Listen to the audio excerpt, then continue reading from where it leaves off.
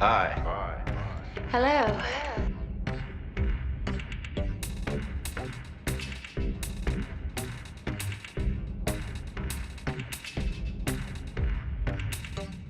Seems to be accelerating with each hour.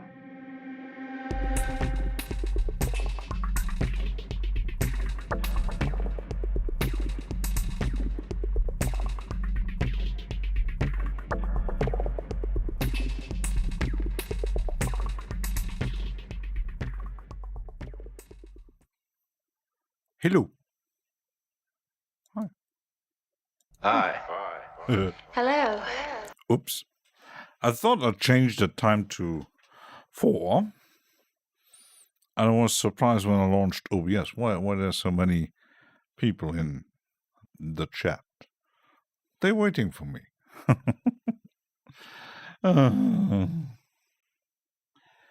I had, since this morning I had 4 different projects and 4 times starting over. Never quite happy. Just gonna check if sound is going through. It is, yes. I'm still not sure with the tempo though.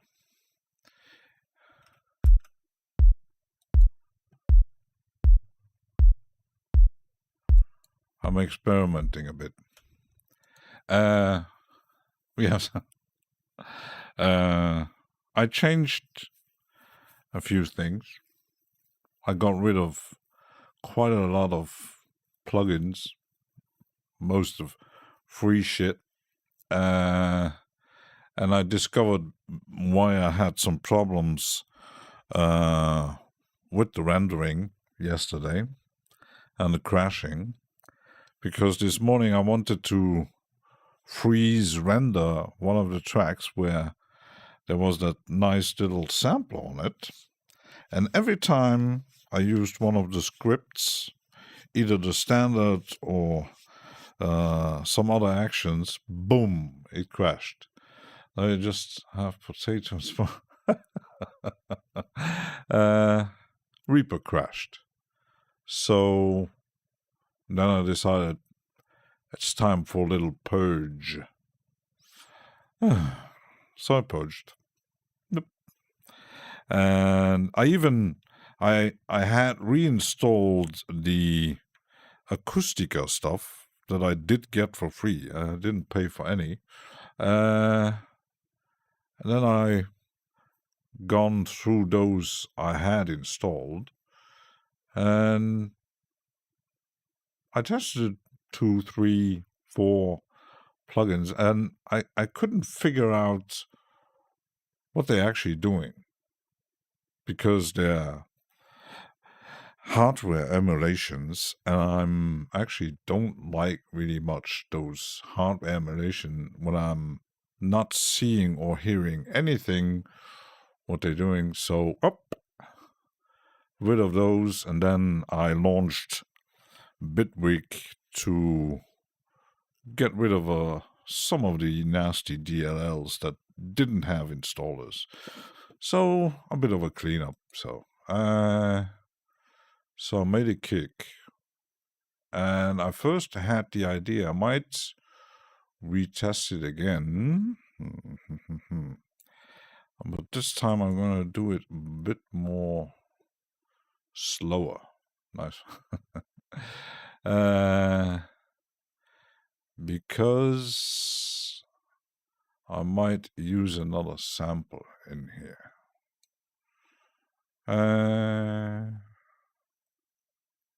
So let's just launch my sample thing. So how are you doing? It's a Sunday. Rabbit is here. Will is here.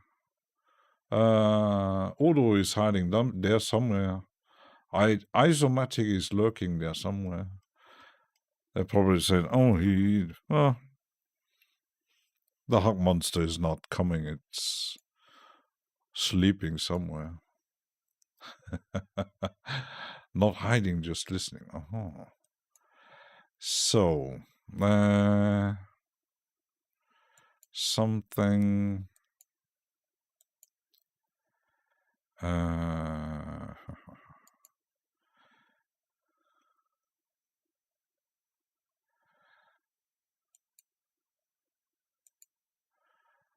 Maybe some.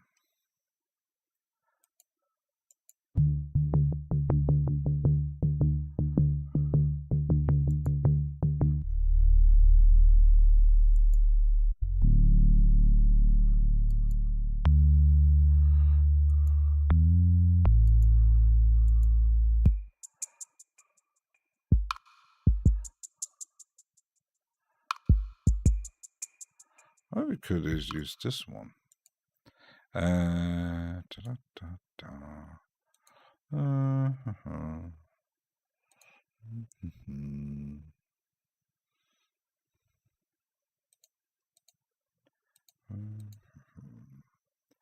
That was called what?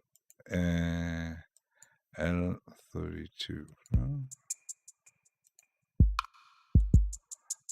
Okay, I made you.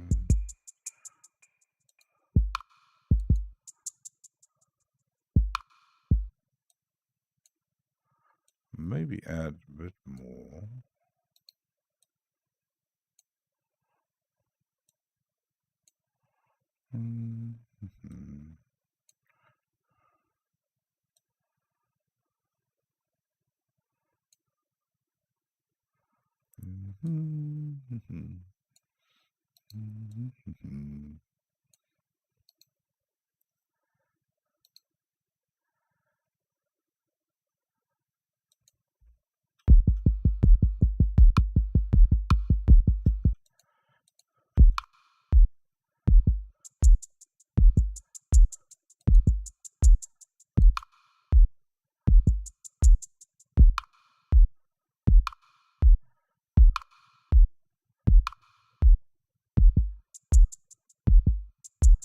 That loves you.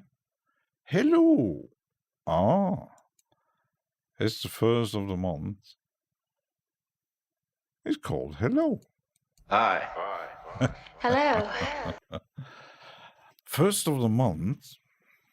Not for me, at least. Hello. Hello, hello.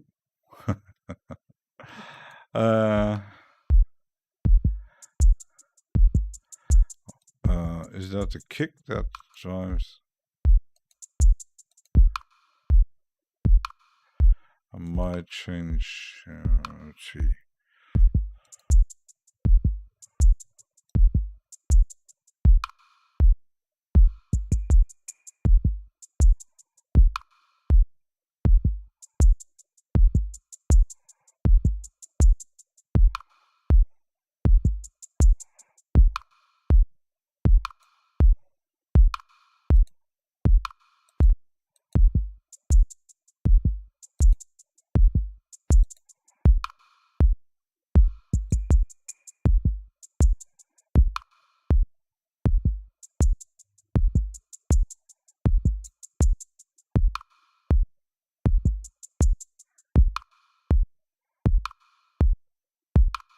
Yeah. Sometimes the mood isn't really working. Which one? So at the moment there's just two. This one is actually I think Projector showed me this one. It's mostly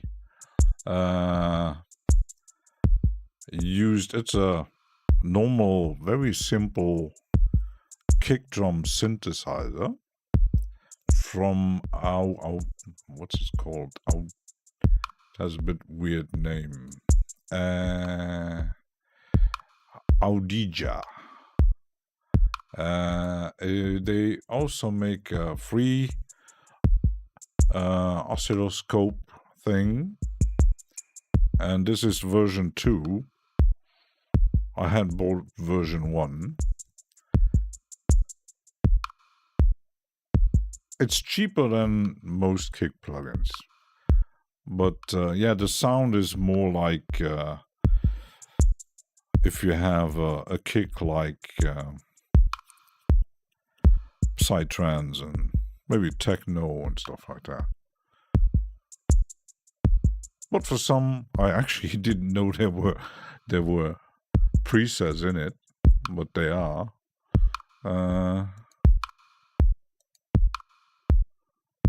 But you can make it from scratch. But I'm not. Maybe.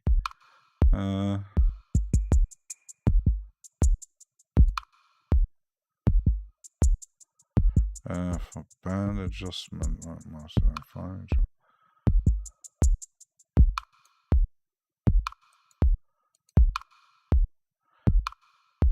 I do like that display better. So,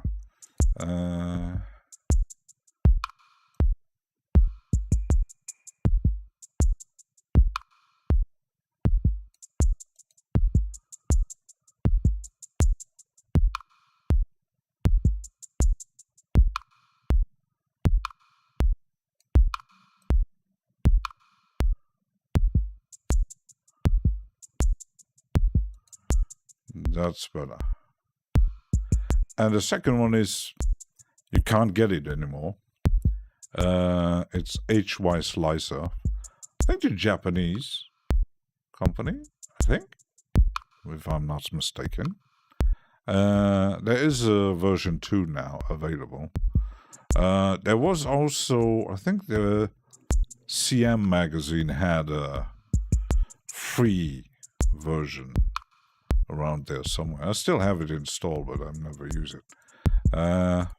It's a loop slicer with crazy settings. I might actually already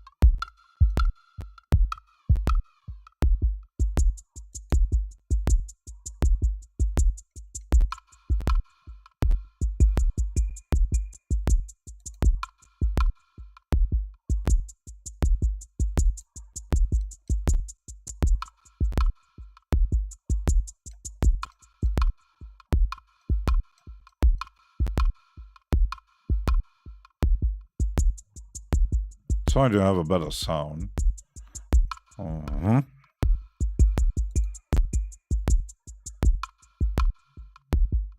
I still get a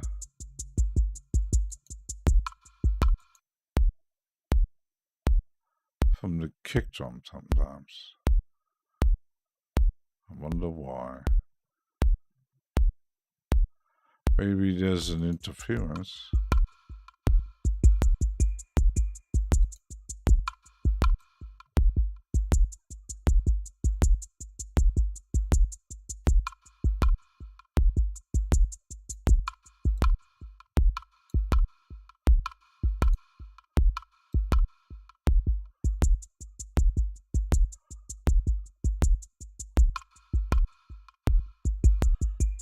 Or maybe my loudness is better. I watched something yesterday while having symptoms of reality on standby and muted. There was the last ever, I'm not really believing it, but they said the last live performance of Front 242 at l'Ancienne Belgique in Brussels. 40 years of career, they said. And even there was, they didn't stream that. In a nearby cinema, they had a documentary about the EBM movement and specifically about them. I hope they're gonna release that movie. Would be interesting. But the show was pretty damn good. Even though some of the tracks sometimes you barely could recognize the old tracks, but they played all the classics, and the people in the house were, at some point it was boiling. I did regret, because they played not far from here on that tour, because it was kind of big, gigantic, lasting farewell tour over the world. They played places that mostly didn't play before, probably, and they played around here. They never played in Luxembourg. I don't know why. They're from Belgium, and I never seen them play here. It's not far, so I don't know. But they played in a very small location, so it was sold out pretty quickly. So yeah, pretty bad.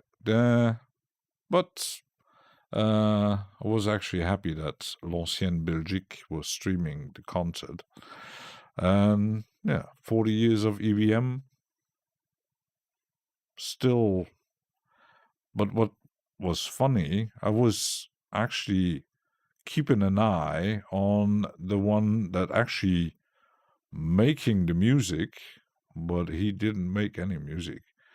He had 2 laptops and a few controllers, and it looked like a MIDI controller, and he didn't play. He just he had his fingers on the keyboard like that, but they didn't really move. When you're in the venue, you might not notice, but in the live stream, you clearly notice that guy isn't playing. It's all pre-recorded. And yeah, the only one who actually was playing live was the drummer with the electronic drums. So, and the 2 guys singing. The rest, yeah, it's like Kraftwerk. They push a button, and the rest is pre-recorded. Yeah. Oh well, it's like that. And I think many electronic acts do play like that, even the big ones.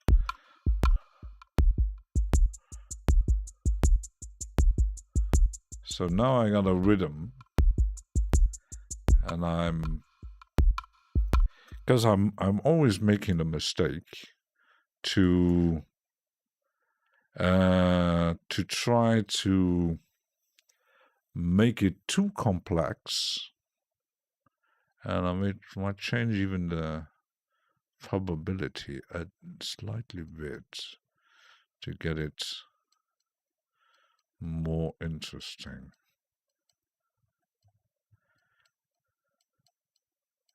Let's see how that works.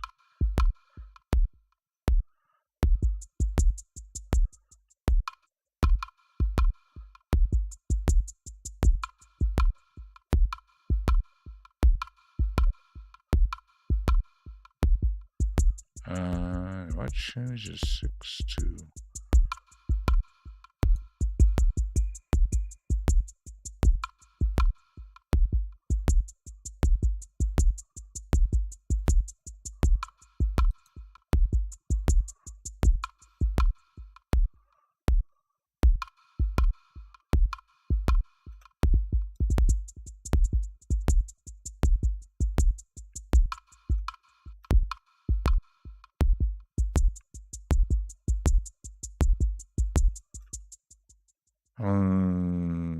might already freeze that shit.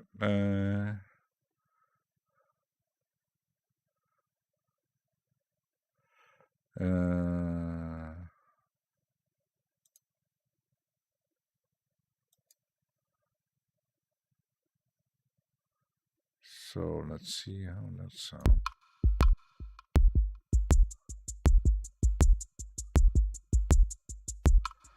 That's already better. Let's do it like that. Got some kick. Rabbit, how are you doing? Rabbit, I want your space. I want to steal Rabbit's crazy Rabbit's space. My room is big, but it's yeah.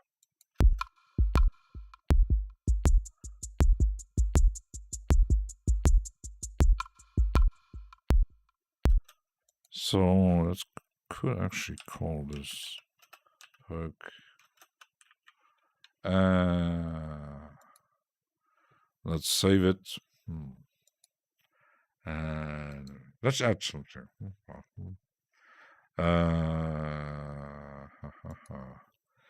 Maybe something in my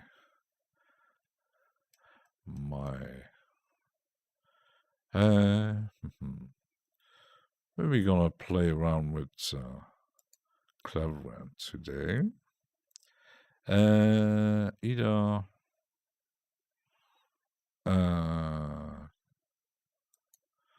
maybe try these funny names. Skaka.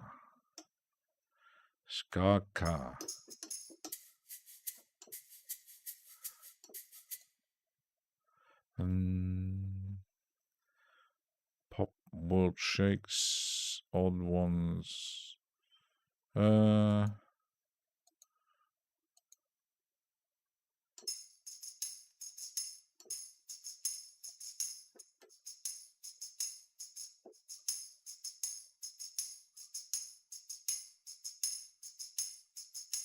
It's a very unusual plugin. That's a fun app, Skaka. Yeah.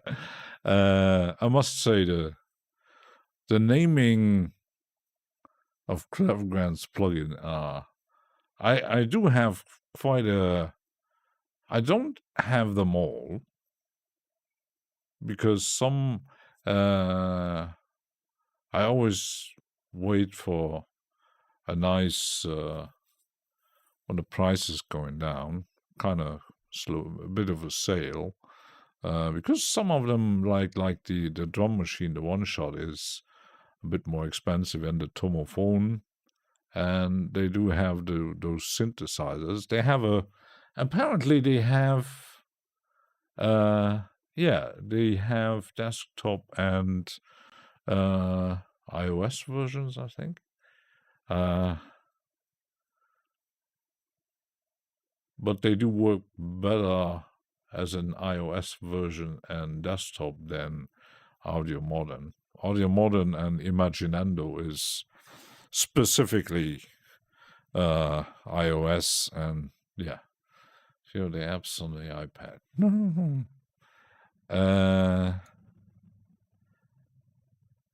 What is confusing is, okay, the UI design and the sequencing, like this. It's very unusual. Very unusual. But you have a sequence and you're still launching the things via MIDI. So let's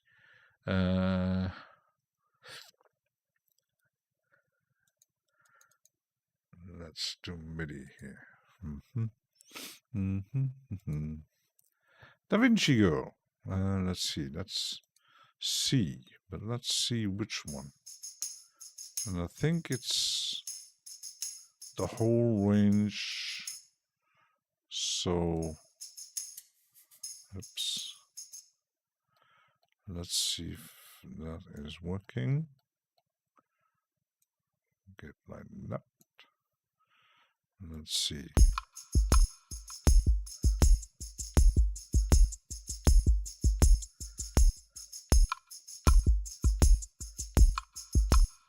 Yeah, that's working. Done. Num num num. I'm not gonna eat today. Think that will be alright. Being over to SOL. Took a bit of a spending so much time for watching the YouTube all day trap. Yeah, another thing watching YouTube, you mentioned it. This morning I was just looking at my subscription, just a subscription page. I do have hundreds of channels subscribed, and the live players and jammers and podcasters and these kind of channel, they actually overtook, because it looks like those making tutorials or stuff like that, they totally slowed down.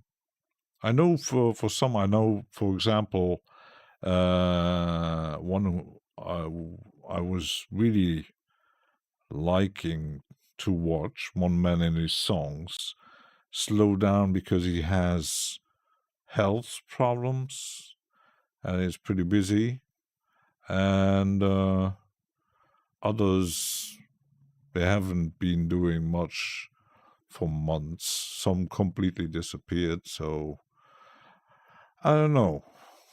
It's time to figure out stuff by myself. Maybe find out if IST emulation works in. I did download the presets, but I didn't install it yet. But was busy with other stuff.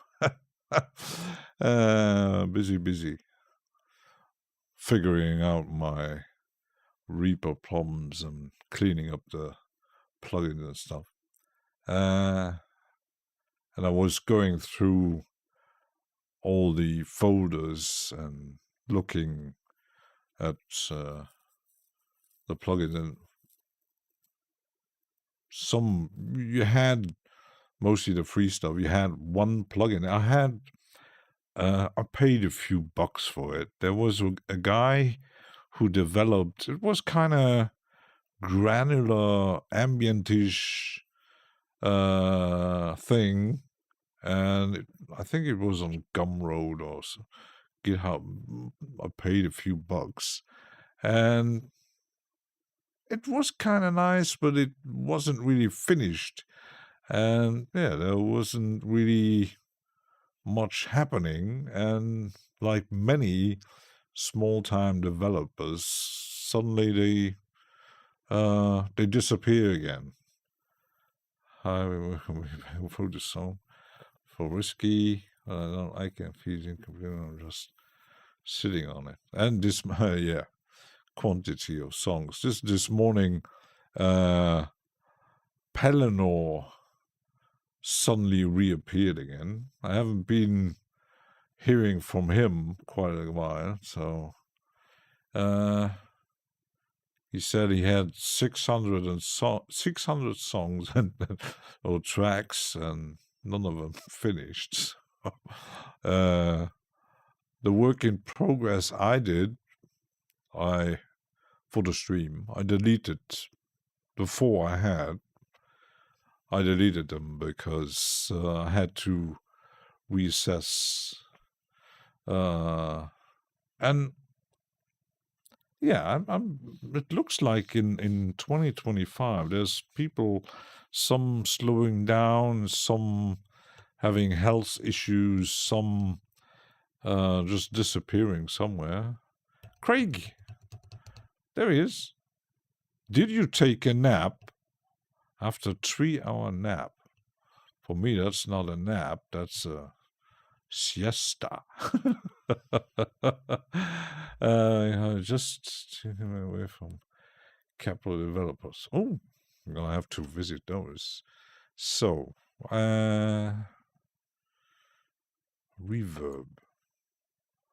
Well, let's make it small.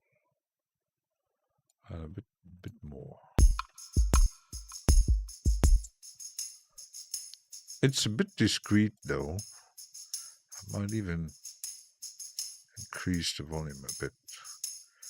And if I do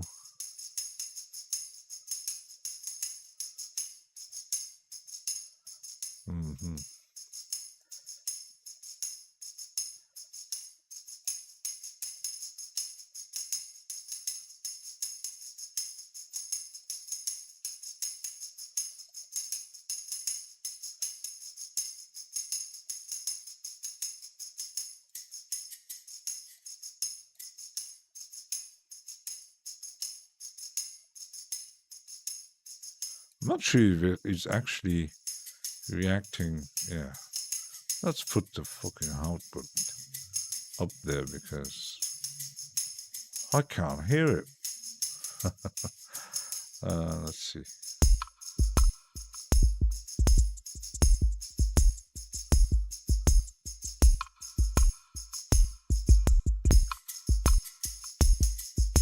I might let's do a recording of the stuff here. Let's record it.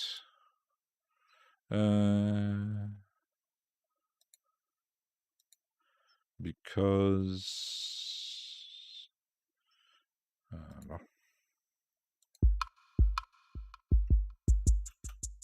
Yeah, that wasn't what I wanted to do because it's not on record. That's why it's not working. Silly me. Silly me.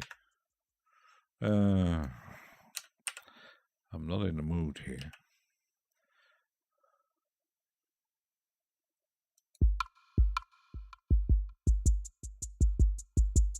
Sometimes it looks like it's buggy again. Walk like an Egyptian.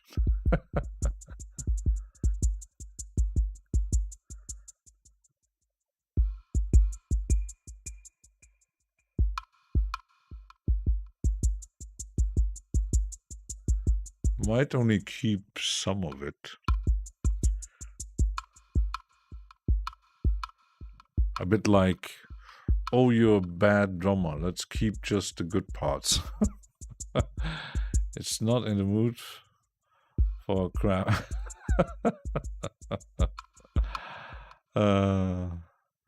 It's not even 7 a.m. I was up, but I did go to bed pretty late.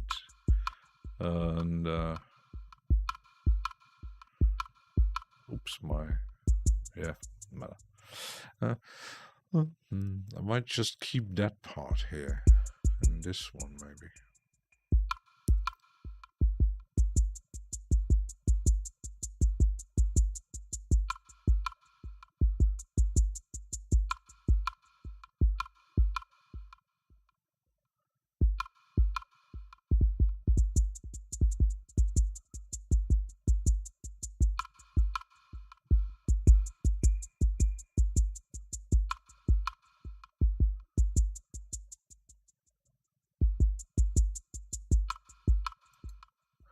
So let's go. Let's already delete that.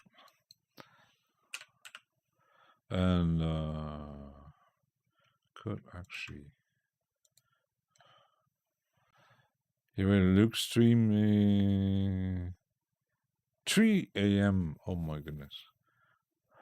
Gotta love all these time zones. Yeah. Yeah. The internet and live streaming is interesting, but it's not like TV. I think who was it who's mentioning I'm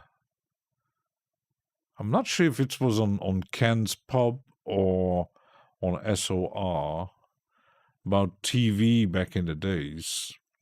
I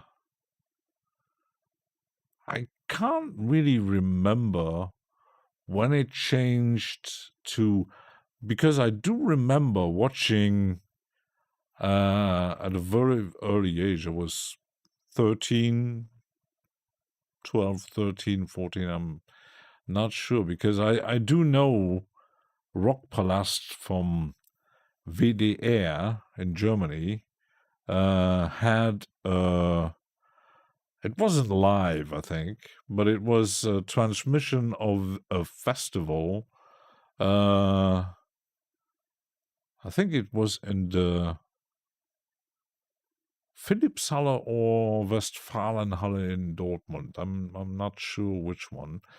There was a live with Judas Priest, Iron Maiden, and many others.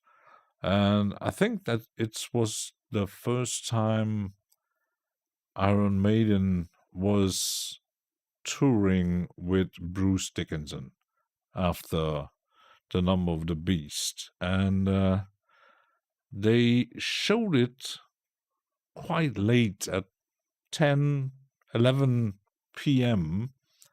on a Saturday evening. So they had already late night TV back then. I do remember when I was younger that there were like call it test build or snow, but I think that was still in the 70s. Stopped watching TV years ago. I've loved watched that show. Yeah, that was because the Western the VDR is one of you had the was the only channel who had live shows, and quite I've seen stuff would never at that age would have never seen live, like The Who and many others. They had live transmission on TV, and to this day they had a small hiatus where it wasn't really, because that was the time when you had MTV and Viva and stuff like that, where these kind of shows actually had a bit of less interest on TV, and suddenly they came up again, and they're still active today. You can get all kind of, especially during the festival summer, you get all kinds of. They have the Mera Luna, the Rock Hard Festival, collaboration with them. Plenty of stuff, and also the Summer Jam. That's more reggae, raga stuff, and they have they're showing a hip hop festival in Germany, so it's pretty interesting. Must like harmonized guitar. Well, I just can't stand the vocal style. Yeah. I like to get some heavy metal picking from. Yeah, I don't like pretty much the grunting, growls and stuff. When bands these days, they can't sing, so they growl. Oh yeah, good old times, good old times. So I recorded it, and I'm going to cut this thing up and using kind of could maybe this one here, this one. Let's do cutting. Cut. I could dynamically split, but I'm more a manual person.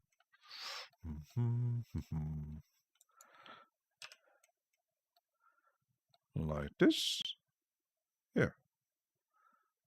That's at least saving. Definitely not a fan of Cookie Monster folk. Yeah, some of it. But the problem is, I'm the generation who still knew what they were singing. Like all the heavy metal bands from the 70s, 80s, they had singers. These days, you only mostly have screamers and growlers, and even the girls, even the women, they. But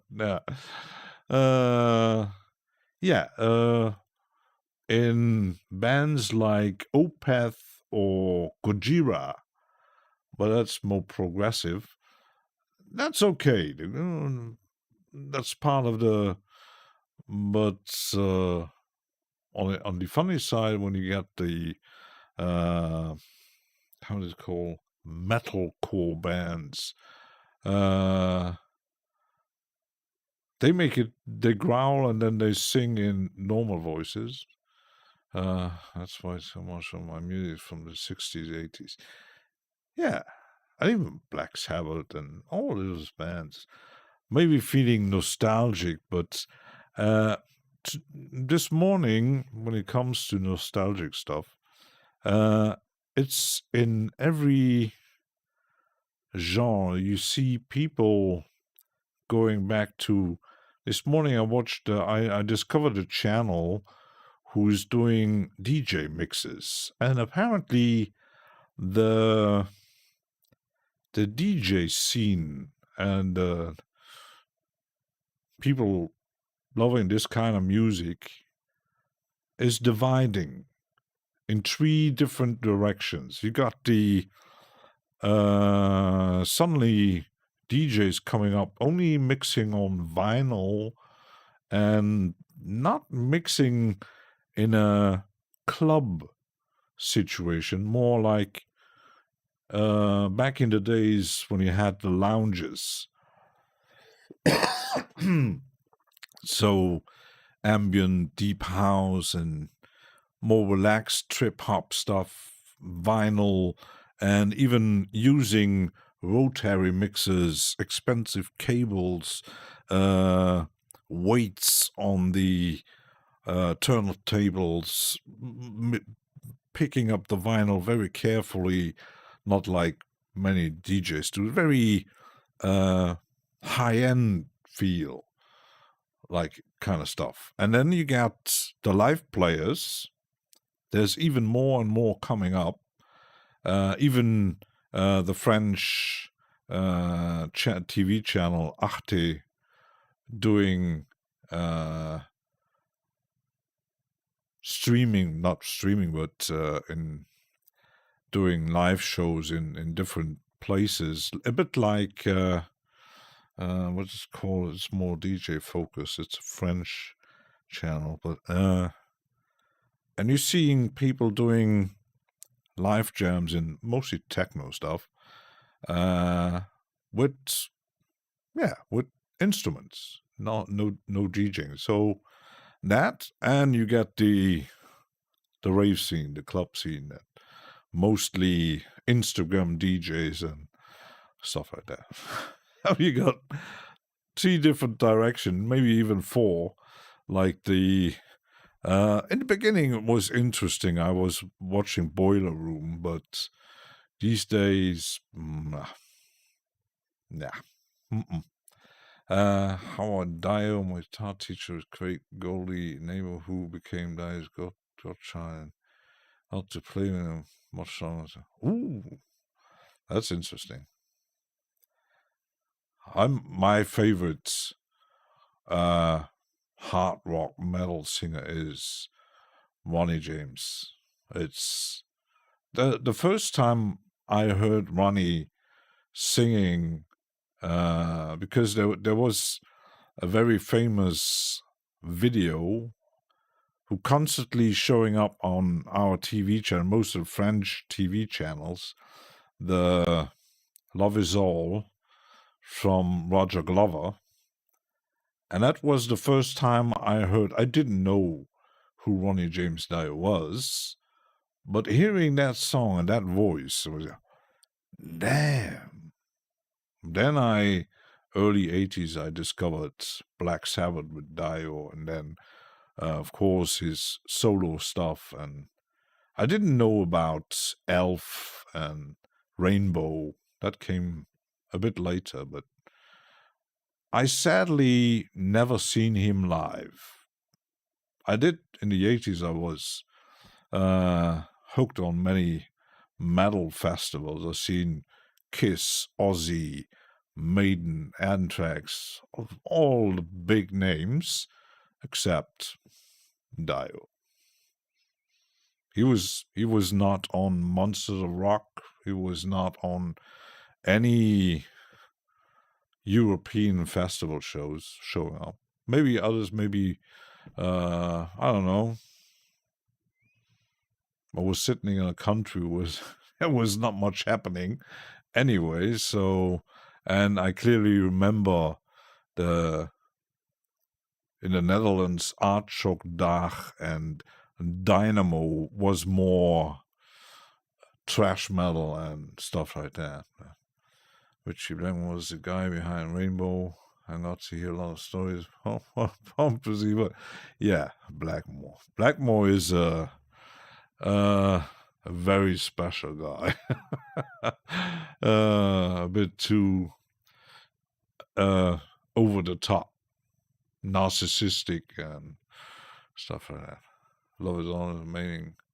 Okay, yeah, it's, yeah, you know about Richie. Trash metal. I was totally into trash metal. My goodness. I clearly remember the day I was with my best friend back then. We got to there was a record shop in the capital city here. We had was quite a big record shop for those, especially for our country. And I grabbed all kinds of, mostly through covers. And I've seen covers like, oh, that must be interesting, like Metallica, Slayer, Destruction, Sodom, all these crazy covers. And I said, that must be interesting. I want to listen. I had like 50 vinyls, and there was a listening station where you could, but you couldn't do it yourself. So there was like a woman or a guy who was putting up the records. And I said, I put on the pile and I said, I want to listen to this. And she looked at me and, wait, all this? You have to buy all this if you want to. I said, no problem. I just want to listen to it. And the first thing they put, I don't know which one first. And I was, whoa, damn, this is fast. Is it the right tempo? And I was hooked on that kind of shit. And sadly, all those bands, they never played in our region. So I was a fan, but I couldn't see them. I had to, there was a service for teenagers to go to concert where you can buy a ticket, and you had the bus ticket included to go to all kind of German cities for the big concerts. That we had no real concert venues here. So yeah, we drove to Mannheim and Stuttgart and all kind of places, in Düsseldorf and that shit. But they had no tickets for bands like Slayer and Sodom and Destruction and Metallica and Anthrax. I did go see Anthrax the first time, I had already my own car. So I was 19, 20. So you just don't, yeah. Picking would spend hours absorbing all the pictures, covers and sides. Yeah. Yeah, good old times, good old times. See that these days, seeing audio production, altitude. Yeah, it's still pretty much alive, but in some way, metal had made it to mainstream and slowly faded out again, but it's still very big. When you look at all the festivals, like there's one in Belgium, Hellfest in France, and in Germany, you have like 10 metal festivals. You got the big one, of course, Wacken. You got the Rock Hard Festival. You got Thrash Metal Festival. You got Death Metal Festival. You got Metal Core Festivals. It's absolutely crazy what's really going on. But it's out of the mainstream. It's you couldn't even say underground. And the same with many stuff. It's happening outside the media, the mainstream. Especially since the streaming took over, it's happening for most of we old people. Would you the magazines are gone. You have to search online, and even no matter what kind of genre you're into, it's really, you have to dig, because these days many people get fed up with algorithms, and to discover interesting stuff, no matter what it is.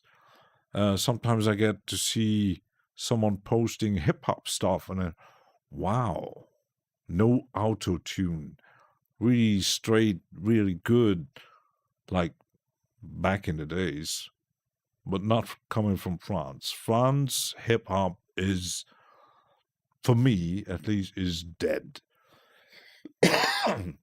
They had a really good scene, and autotune destroyed it totally.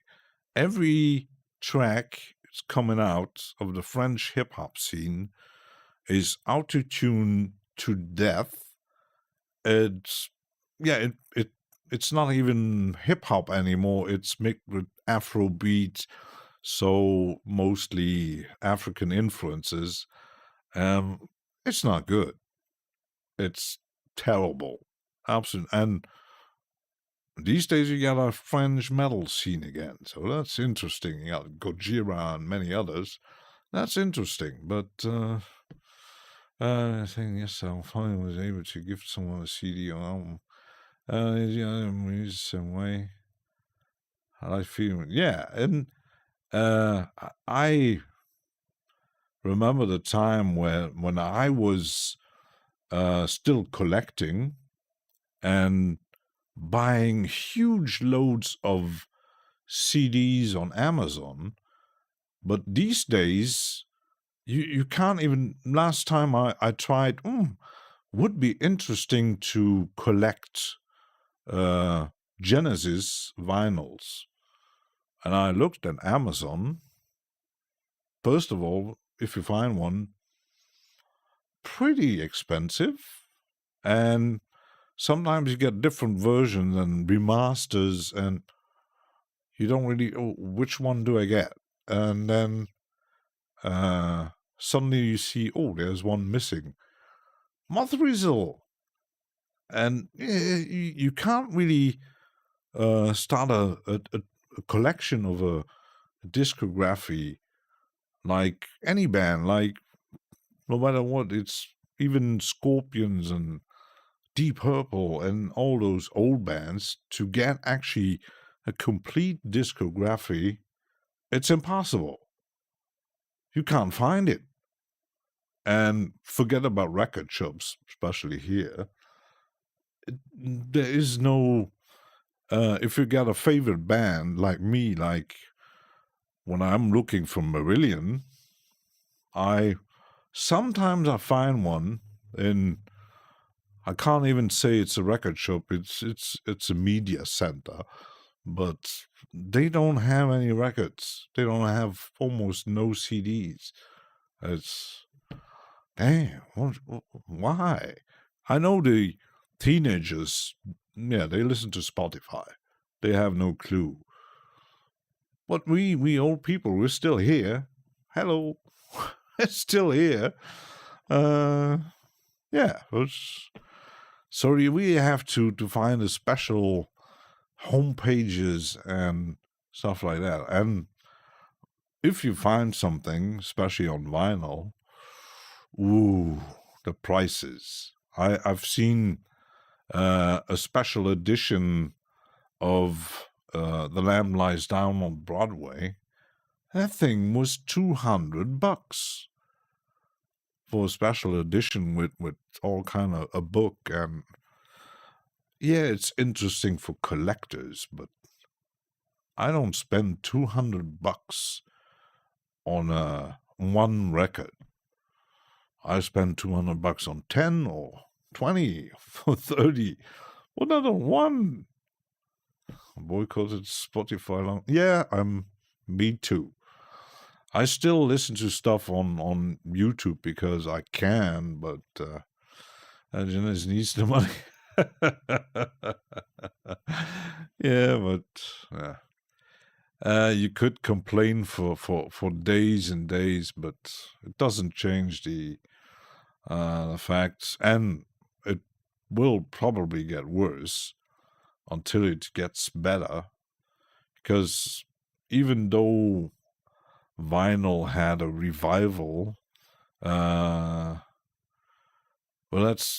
I've seen someone actually talking when the guy Jack White was opening his record pressing plant in, I think, Chicago or somewhere, and the guy said to actually find machine to press vinyl, they had to look all over the world, because back then, CD, let's move on, let's press CDs, and yeah, destroy all the vinyl pressing plants and machines.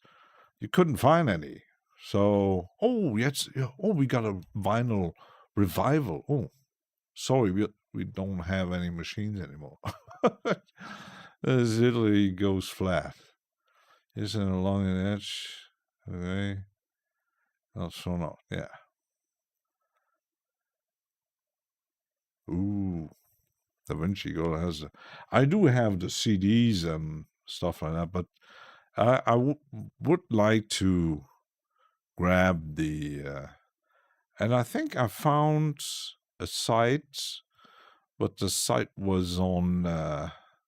in England, I think. And I'm not sure ordering something in the UK, especially now, with the price and stuff. Well, I still have... I sold my old vinyl mostly, because when I moved, I didn't have the space for it. But I kept all the new stuff I bought in the last few years. I kept the new editions and stuff like that. That's and I'm not really buying a lot. If I buy stuff, it's mostly progressive rock, either new stuff or... But back in the days, I bought every shit coming out. I spend hundreds and hundreds of money on this one, that release, this, no matter what genre, I bought everything. Just get it over. That's, I listened to it once and put it back on the shelf, and yeah, Bye-bye. Well, I won't sell my old Beetles, I think. I'll leave them for my kids. If they're still in good order, of course, keep them. That's why I kept my newly bought vinyl this day. Because most of my old vinyls, there were some were still in good condition, but the stuff I bought when I was 11, 12, 13, you buy stuff from band. Yeah, I do. I actually bought recently from Stuart Elliott. He had 2 ambient albums, but not just digital stuff, not hard copy or stuff, because it gets a bit too expensive to send. But Andy, greetings. Andy's gonna get there. We're mostly discussing today, so. Hi. Hello. Yeah. Because I wanted to buy Martin Stürzer had released his last record last year on vinyl. I said, that must be interesting. But the packaging and sending was as expensive as the record itself. So I said, yeah, I'm just gonna buy. I'm gonna buy the digital version, and I'm listening on my phone or PC. And yeah, sorry, but and he said I can't reduce the price because postal service and they're pretty expensive. So yeah, I did buy a CD once, a collector's edition from a French, can't say band, it's more project, Deform, and they're always releasing all kinds of stuff on Bandcamp, and you get the option, if you pre-order, you get signed copies, and they even the man behind the project, Philippe Fichot, sends you emails when you buy a thing. Do you want a signed copy, or it costs you not more? Jeff Hopkins, hi. Let's get him also a hi. Hello. Hi. Hello. So he sent an email and you get signed copies. That's interesting. But they hadn't released anything new for quite a while. So, yeah. So I'm going to, you know what? I'm going to loop this shit like this. Maybe like this. And make a short break. Listen to the loop. Right, so grab some coffee. I think I'm gonna grab a coffee because I'm a bit tired. Let's unsolo this. Yeah.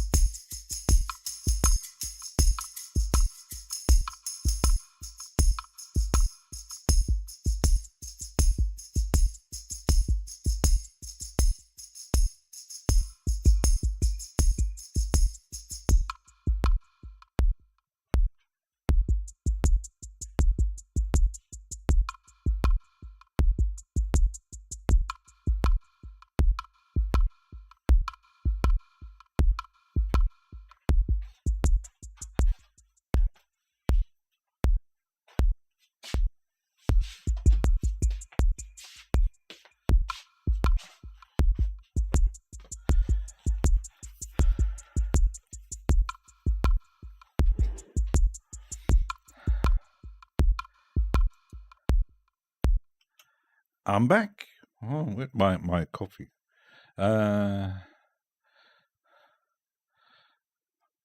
Jeff Hopkins has a wife date and kid has a sleepover. It's a double one. Not a strong one, but a double one. So, let's get rid of the loop and then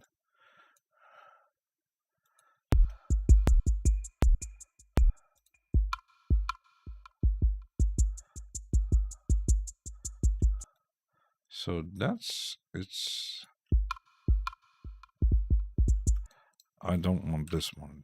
This one. Could actually wait. Let's get rid of that one and use this one and this one over and this one maybe here and do this and like that. And I could even do another cut.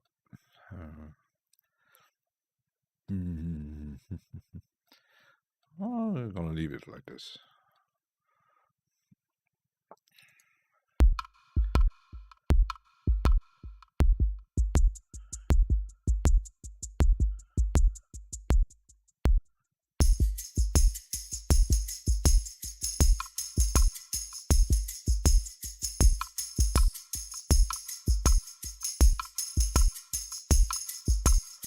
Now it sounds a bit more crazy under it. We need audio surgeon work, yeah, audio MIDI. I always keep forgetting that it is a digital audio workstation, and instead of just hitting some, like did see this morning a video of someone. At first it was interesting. He was doing something with a plugin. He was using some instrument that I had for the instrument from AAS, and he was using it for techno, and then he was using Ableton, but it was kind of strange because why would you use that for techno? And it sounded a bit boring. So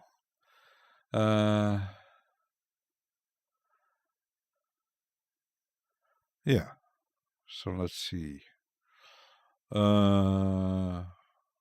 Maybe doing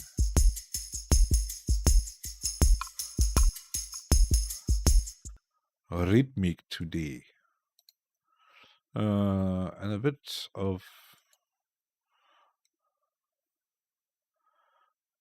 like I am in boring, but not not techno. The thing is, I like to listen to that stuff, but making it, I tried once. First of all, I got ear fatigue quite quickly these days. Oh, Marilyn, hi. So, and especially when streaming with headphones, the ear fatigue is a bit annoying, and then making stuff like techno or even other stuff that has a lot of hard beats and lots of noise, and then the repetitive stuff, making it myself, I would get bored quite quickly. I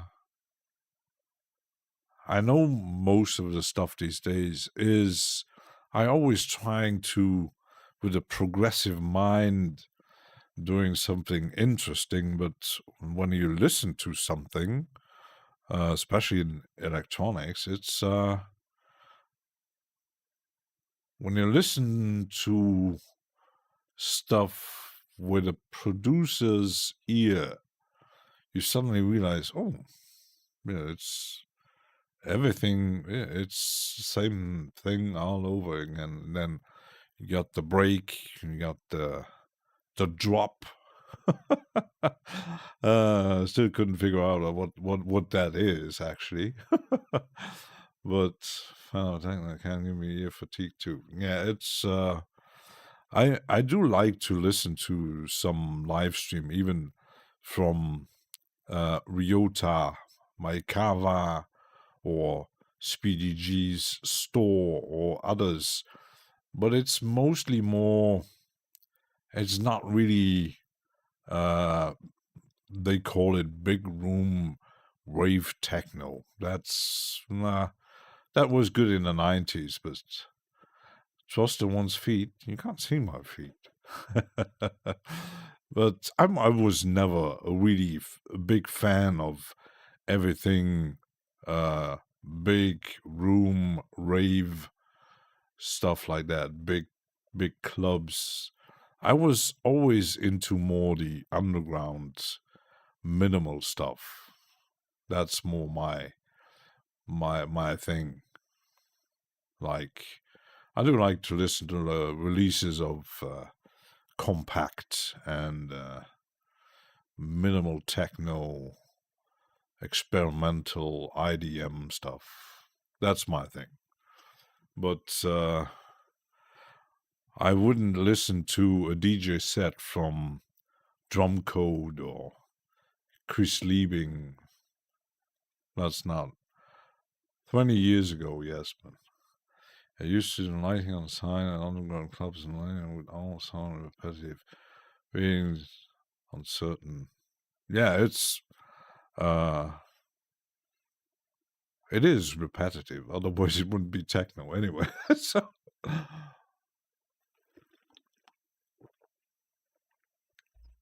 the only DJ stuff I do listen to sometimes is progressive house, mostly mixes from Bedrock and the guy behind Bedrock.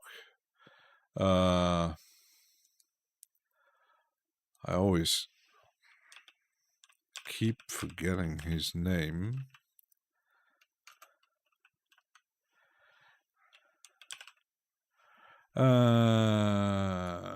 What's his? John Digweed. That's again, I still like his mixes and stuff. And funny enough, when you look at it, just looking at the Wikipedia, founded in 1999. And actually, when you look at it, it's one of the only labels from the 90s still existing. It's actually, when you look at it, most labels that were founded in the 90s don't exist anymore. And even recently, the guy who founded Force Inc. and Mill Plateau, I think it was last year, he died. So even though they revived Mill Plateau on Bandcamp, it's not what it used to be. But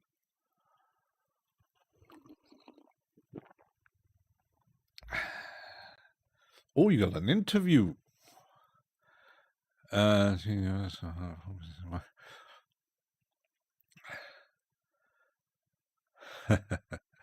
So I was okay.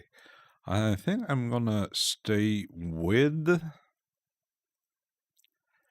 I might. Let's. I don't want to add too much. Too much percussion, yeah. I haven't used this one for a long time. I think I did get it for free, this one. Let's see.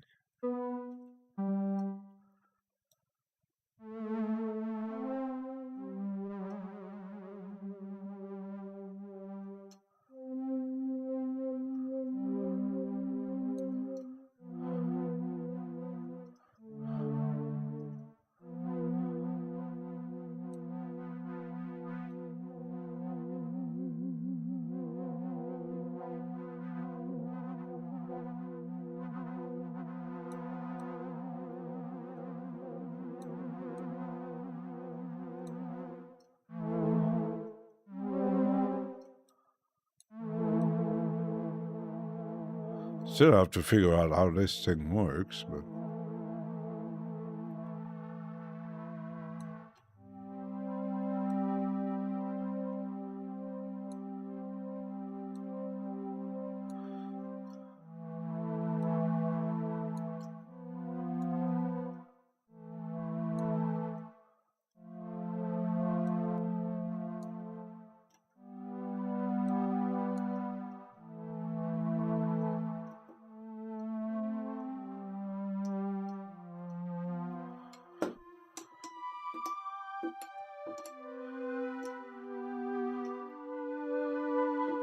a bit more lo-fi. Nej, it's Synth Sphere from Cleveland. Let's see. If you... I'm not even sure.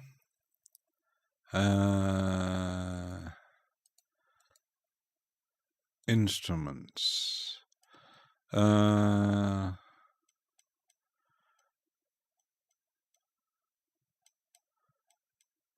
I'd still the globe at your sound surface and yes, you can post you the link. It's a bit limited, but again, a lo-fi sound.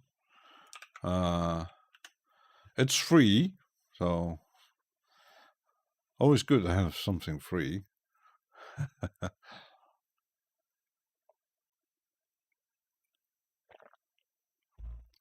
And we're still missing Mr. Man with a lot of beard. So, maybe on 3. Let's see, MIDI.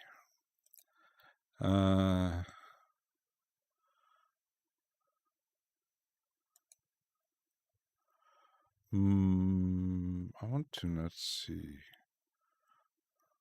Maya.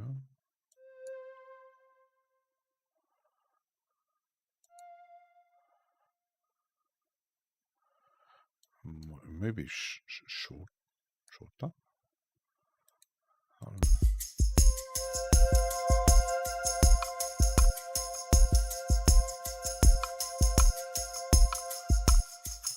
That's maybe a bit too...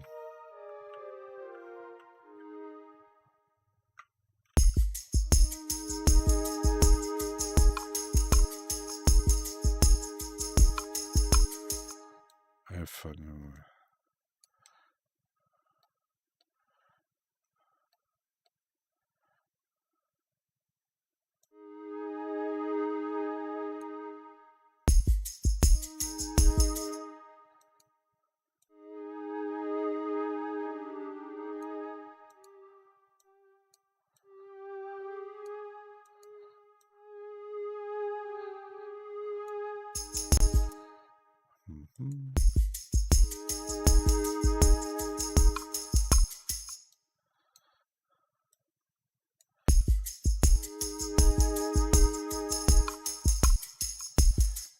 It doesn't have...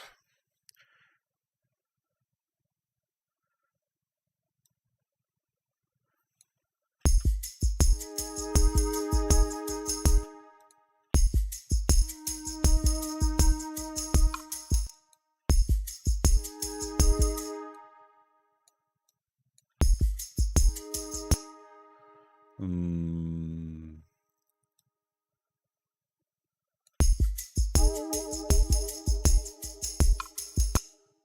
maybe.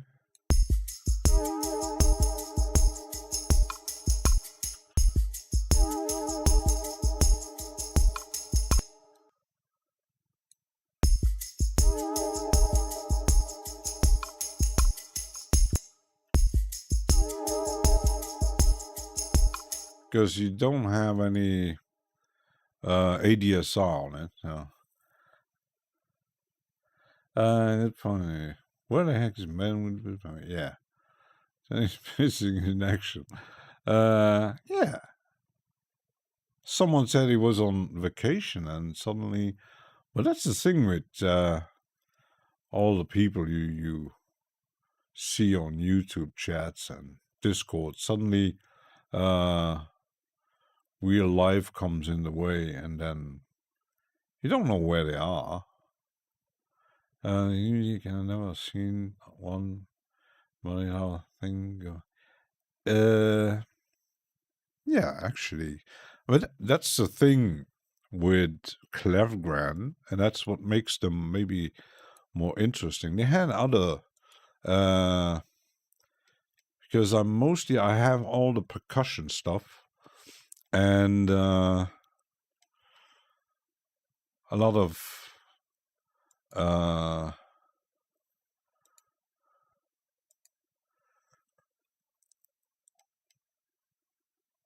I don't have a lot of synthesizers from them. So you got the instrument bundle, and yeah, it's the Canvas synth bundle. If I buy the bundle, it's $90, and you got 5 synthesizers and read more. Yeah, I got five synthesizers. It's an FM, vocal, lush, polyphonic, and piano. And it's a very minimalistic UI design. And mostly like this, with a few more tweaks. But it's very Clevergrand. And I heard about, they had apparently at NAMM a collaboration with a hardware manufacturer, but I forgot which one. It's because it's not actually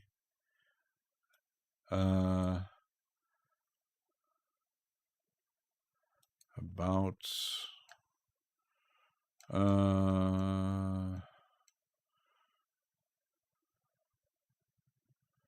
I don't see any collabs. Oh, they have even a project with Volvo. But they had announced that with a hardware manufacturer, but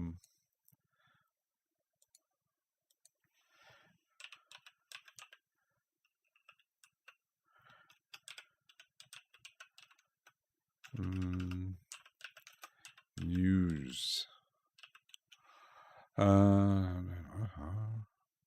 There it is. Partnership with Novation. Yeah, Novation and Clevergrand announced partnership launching at NAMM. But it's not. It's when you buy Novation controllers, you get, like many companies do, you get access to certain Clevergrand products. So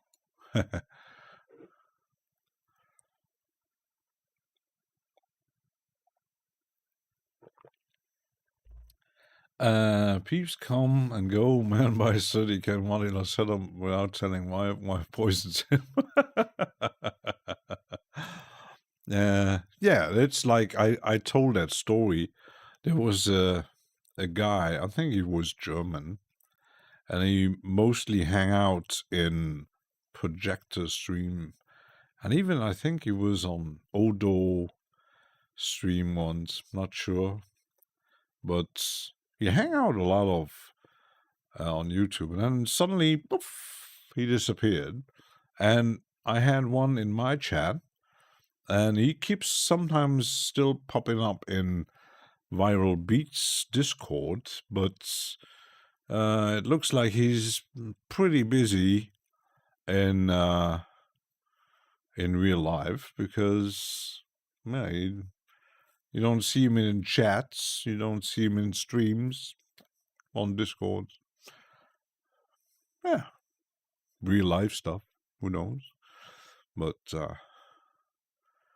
if people come and some come back, yeah, it's yeah. But you can't. Even I miss streams sometimes. Can't be in every stream.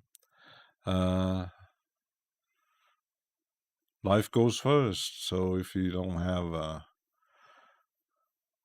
time and stuff like that, yeah.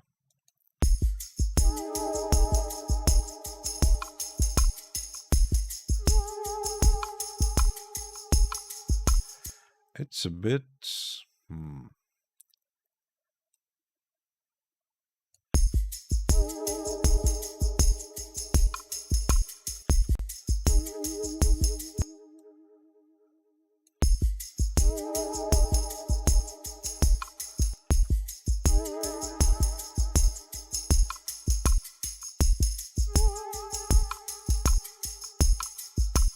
It has a very lo-fi-ish feel, but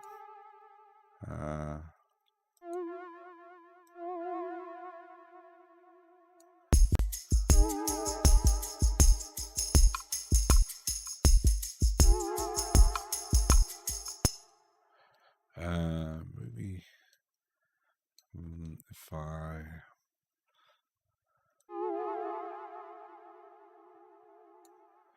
do it like this. And shorten it. Cheers, Andy.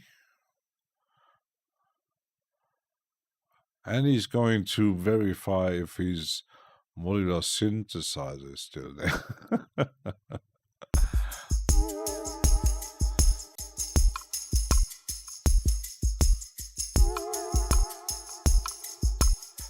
Yeah, but it's, I was very active on Twitch, and yeah, and suddenly now, once I was starting streaming myself and more focusing on the stuff I want to do with the music production and stuff. I totally, the account is still active, but I don't watch Twitch anymore.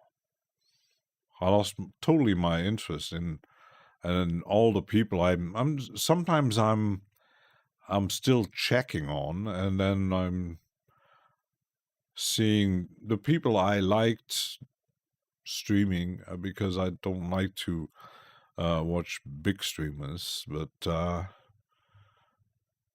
lost my interest in most of them. Some actually stopped streaming completely. So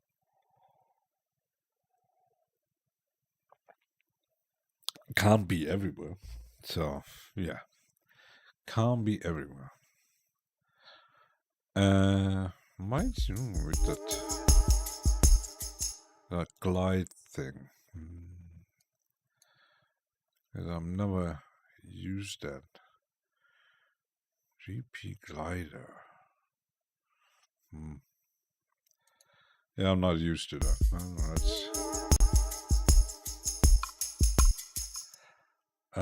If I make the note, that's more. A stab. That might even work better.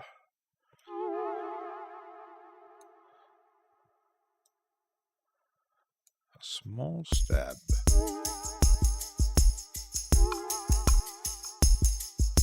Yep. Yep, yep, yep, yep. And this around here.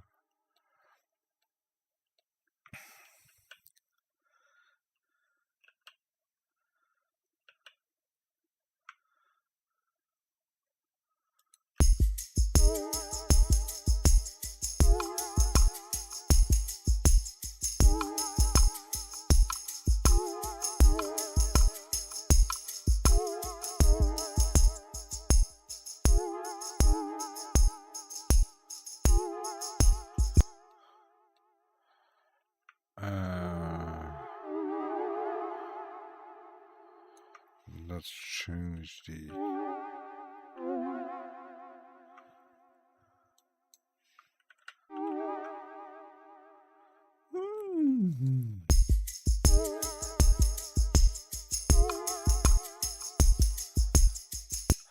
So many online events overlap.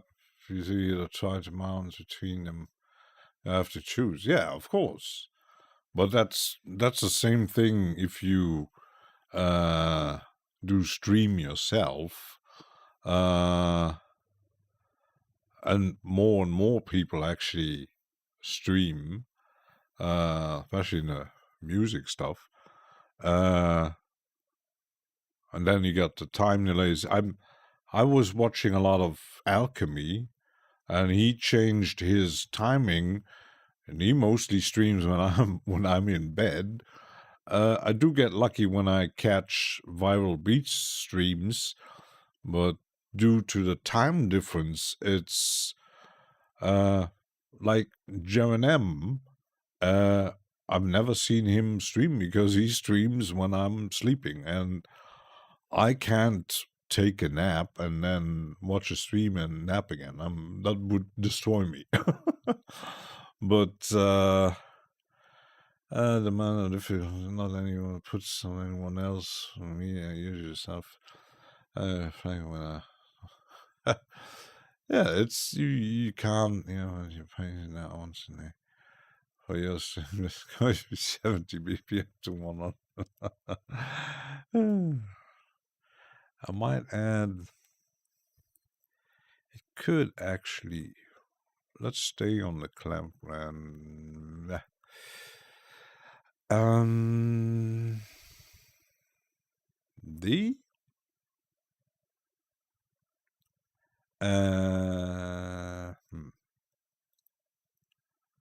maybe the panna.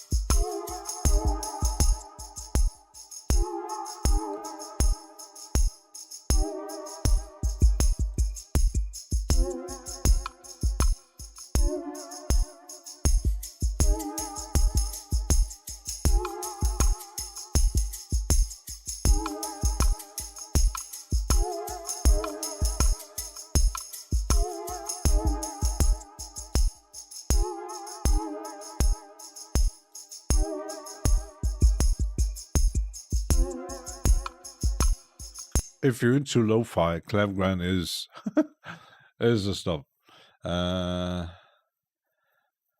That's my life. It's my sleep every conservatory there. I had to count when I walked. I couldn't make it fit, and some took a different direction than I expected. Like, I don't have a good build-up. I want to be hit. You better add the cow one.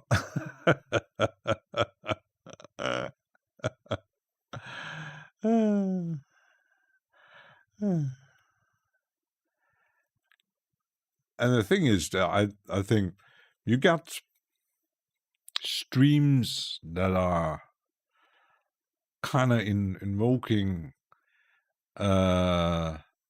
more interaction, because when I first watched streams musically related on YouTube, one of the first one was the guys from, it's a synthesizer forum in Germany, but yeah, they stream live, but the interaction is mostly between the two of them, not the chat.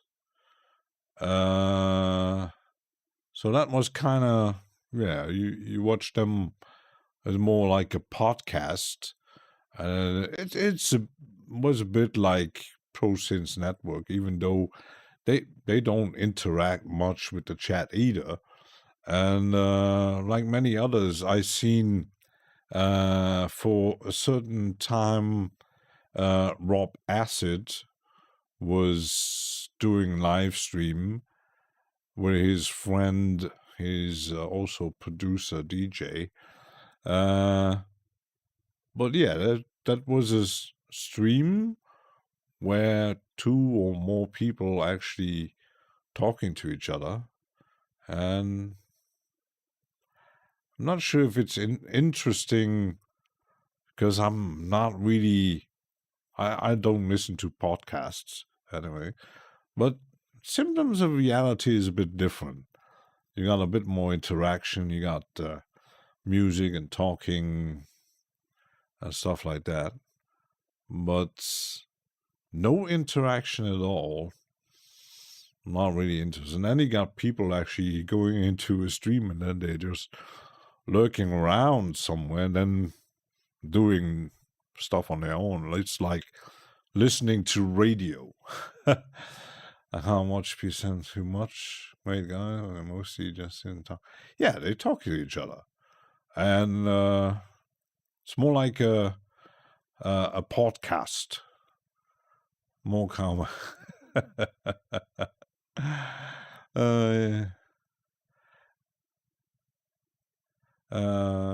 So yeah, you're going to start adding your links to Steam, so there you go, that's thread.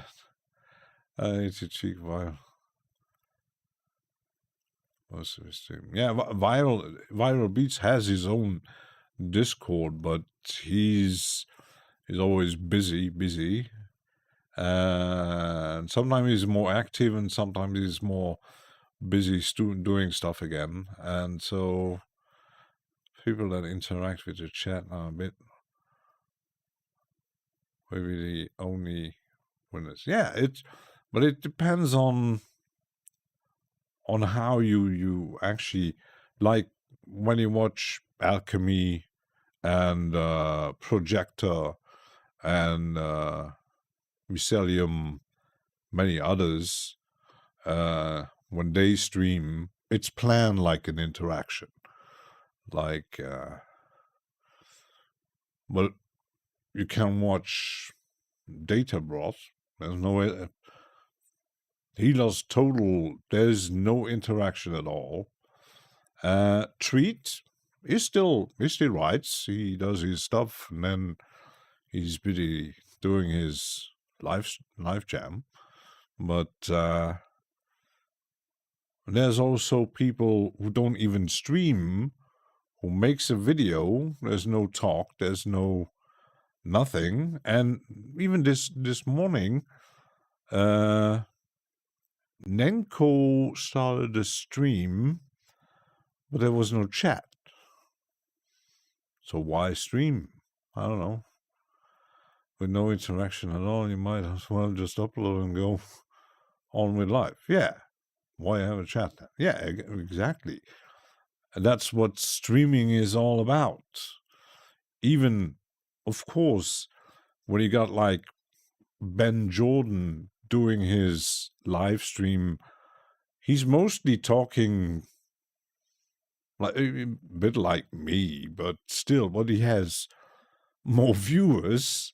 So if you got a stream where you got hundreds of viewers, it's getting hard to interact, especially if you have a plan and you want to. Oh, tonight I'm going to make a stream where I present the hardware or a plugin or a certain thing, and you got 500 people asking questions. Oh, that's how much steam have you? Yeah, but once your stream gets bigger, and Andy knows, you start missing people, because when was it? Who was it? When I think it was Luke who was kind of late in chat because he was kind of lost with it. Suddenly, let me follow up the chat. I made it that I see the chat, but even though there's a slight delay, it's just a few milliseconds, but this is a full-on tutorial. The greatest music you ever heard. It's extremely difficult for people to want to watch without interaction. Conversation is half the entertainment. Yeah, it also depends on if you watch a live stream, because they are mostly spontaneous. They're never planned. From State Azure, he still writes in chat, but and he still interacts even though there's no microphone. He still, if you have a specific question about it, he's still answering like even Martin Stürzer does. But the people watching, they're mostly watching because of his music jams. But yeah, Rick Beato, never seen. Sometimes I'm catching one and I'm looking like 5 minutes and I'm already lost my interest. It's more like, oh, me live. But Live is the Future just hasn't caught yet on YouTube. Yeah, of course. When you look at, especially in the music making, more and more, especially since the whole lockdowns and shit, we got more and more people actually doing live streams, either continuing where they, because most of them actually started doing live stream because of the lockdown. They had no other options, like DJs and musicians and stuff. And then, okay, what I'm going to do, I still want to make music, but not on my own. So I'm going to stream. And some actually built pretty big communities around it. And so some continued, some moved on again, but yeah, the interviews with Rick are interesting, but not his live streams. I'm actually surprised what kind of names he has been getting into his channel. Pretty interesting, because the funny thing, when he actually said, I would never get someone like David Gilmour do an interview with me for my channel. And a few weeks later, yeah, hello, I'm doing an interview with David Gilmour.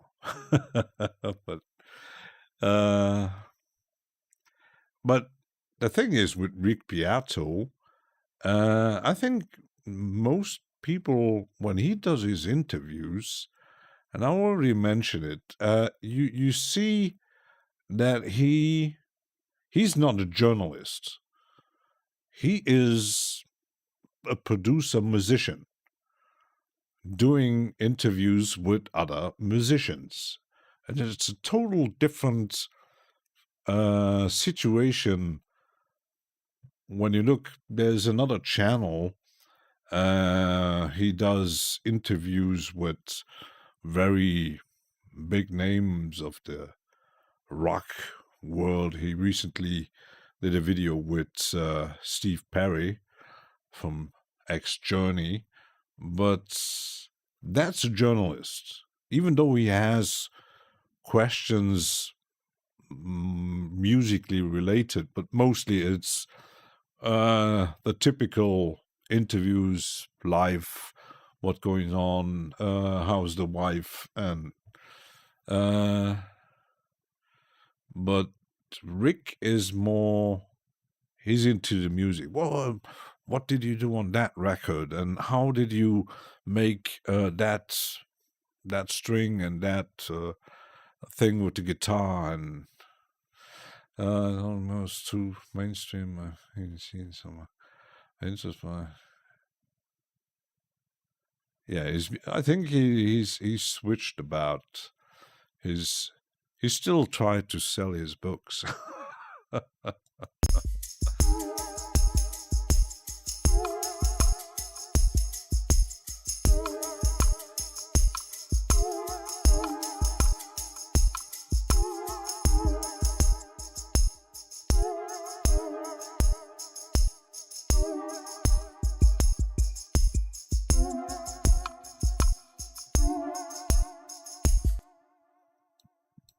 So that's actually a keeper. So that's the rhythm section. Let's color that stuff a bit, and that's my synthesizer stuff. I don't need the record.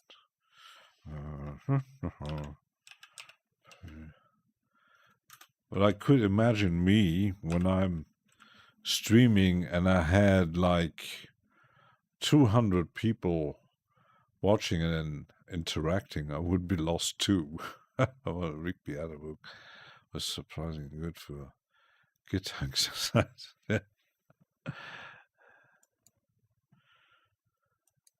I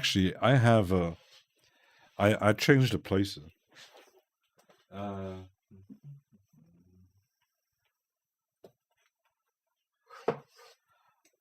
I bought this one. I just read a few lines. Home studio recording, the complete guide from Mr. Warren Hewitt. The other guy, I don't even know who he is, but it's a lot of text. It's mostly, there are some interesting stuff in there, but I do have two other mixing and stuff like that. I even have a music. I have that book too. It wasn't cheap actually. I bought it on Amazon, but thought, well, interesting. It's still good to have a reference.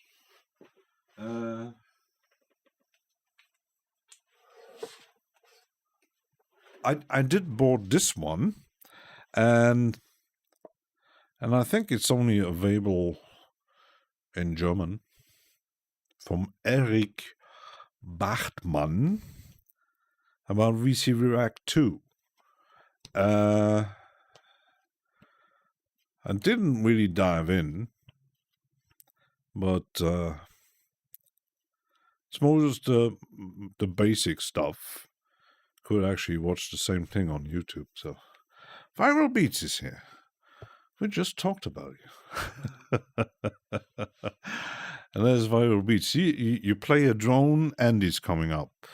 And you talk about Viral Beats and there it comes up. I like to buy a lot of books and watch many videos, and then he told me what to learn. Everyone talks about the same thing. Yeah, it is interesting, and I mentioned I'm a bit missing people doing interesting videos about learning stuff. You still got the usual mixing, mastering, plugin reviews, but really tutorial wise, there's not really much happening anymore. Either maybe they got bored or they can't find anything interesting anymore. Probably that's what woke me up.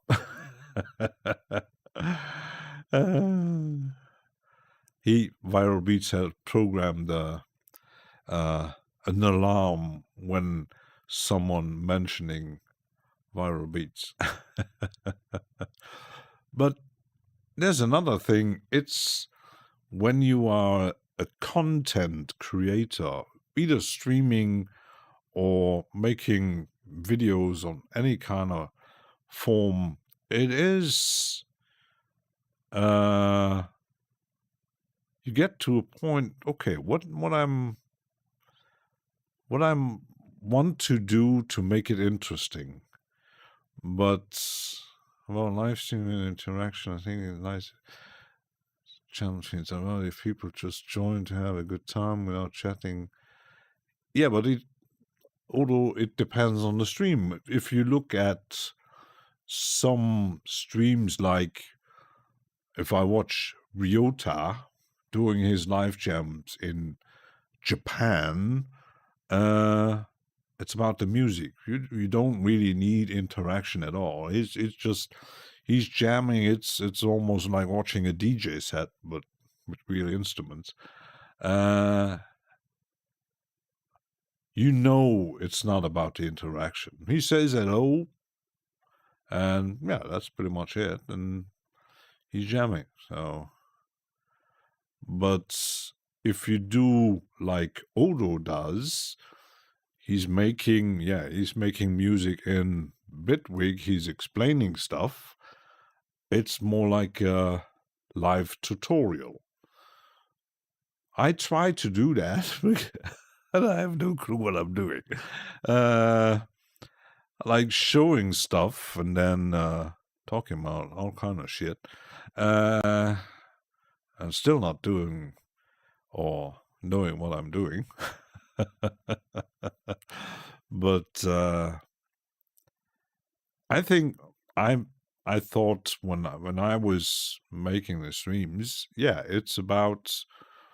I even tried to program the running bots to have like a, but that didn't work out. If you have a command and then you ask a question and it highlights the chat, would be easier.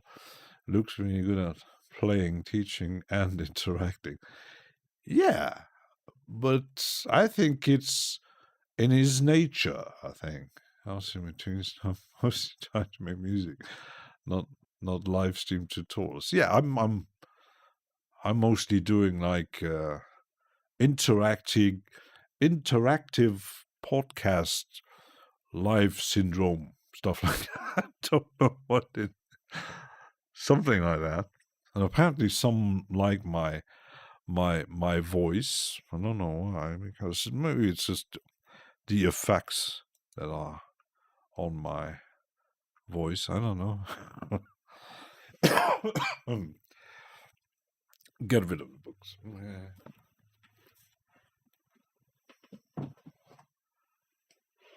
Because my idea is a bit like, okay, let's just use a plugin and see how it works. I still would like to even dive more into making patches or sound designing stuff. But the problem is even for myself, okay, I have to figure out how things working. I know my way around in Reaper, of course.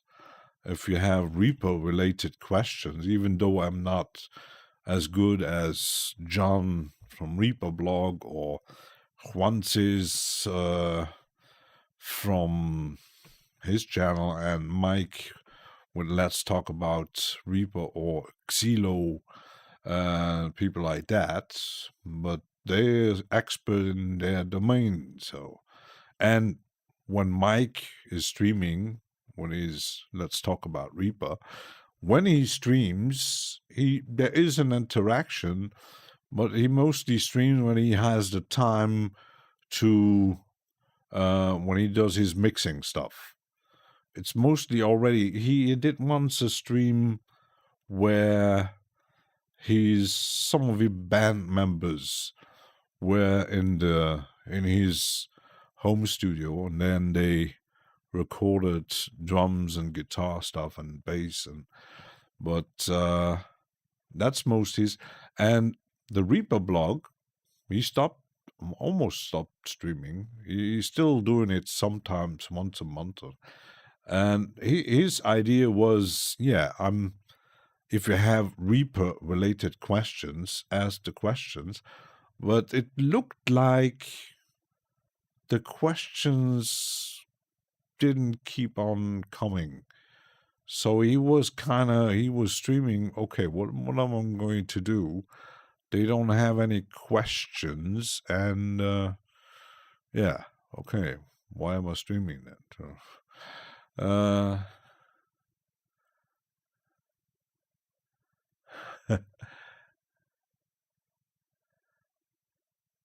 If everyone in my class would. Cheers, hello. That's everybody has their own format. We got not just streamers. I'm still a bit annoyed that this Mardix guy, he makes videos in Reaper on how to make certain kind of music, but he have no clue what he's doing. So, but I like to, even if I don't have an interaction with the streamer, you got the interaction with the chat. That's already interesting. You got people that you know, and feedback is always a little difficult. Only a few people talking and commenting and asking questions. Yeah, in any direction. If you, it maybe depends on the channel.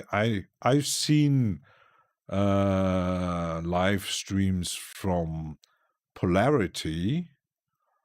There's a lot of interaction, but when you look at live streams from Signs of Life, it's mostly him doing his guru stuff in his ambient world, and it's a bit of annoying.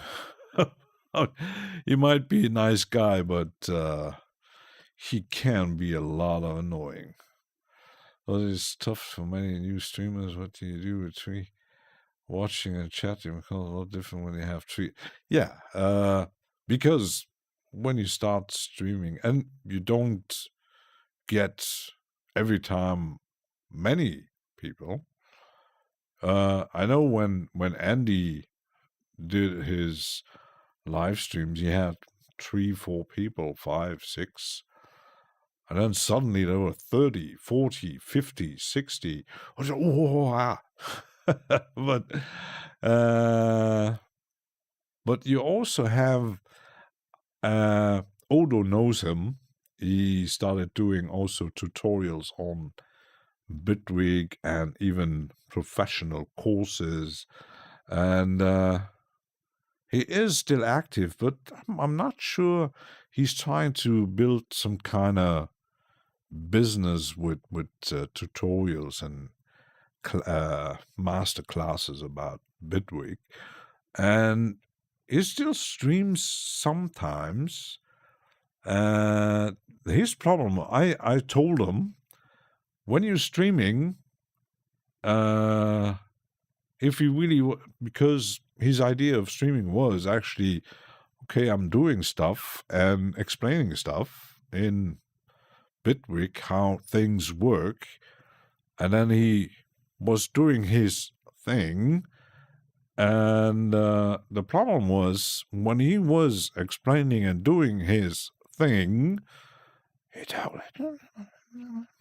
like that. You're almost not hearing him.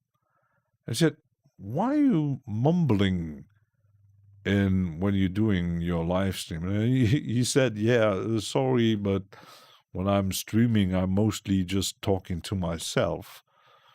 Then you don't talk at all. Because if you're just streaming and like I would do now, okay, I'm going to do, that's a clear voice. But if I'm you see my mouse working, and then I'm trying to talk.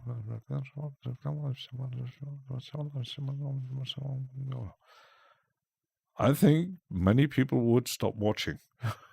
Oh, but I learned it when I was doing radio, because before that I never made radio shows. And then, yeah, you learn the funny thing with radio, you don't have any interaction at all. You're just talking to yourself, and you imagine people listening to you. But live streaming with, cameras and videos and mumbling, that might be a problem. Don't stream.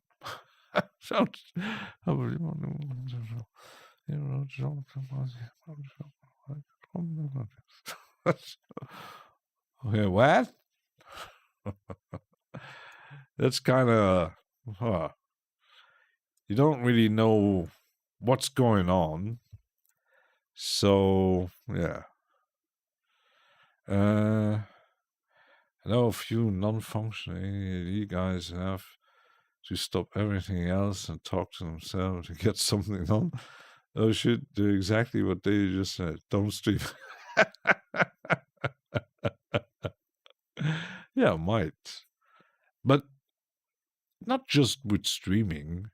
I've seen people doing tutorials on certain topics, and either they had no clue how a microphone works or how to talk into a microphone or to set it up, and they're making tutorials, and even making tutorials not scripted, just, okay, launching OBS, launching your DAW, no matter what type it is, launching your instrument on what you're doing, the tutorial, and then I have no clue what you're doing, or just on the go, hit record for 15 minutes and talking like,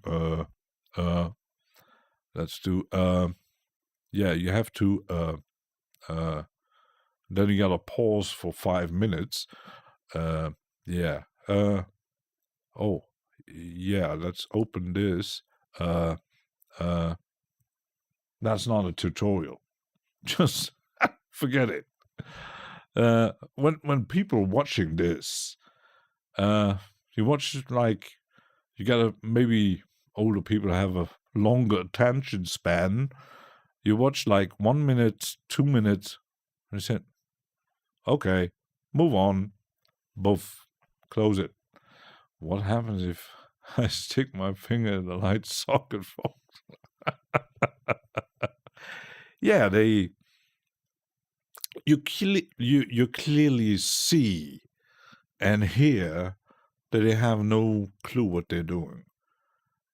But even I funny enough, I watched, just for fun, I watched Venus Theory first ever YouTube video.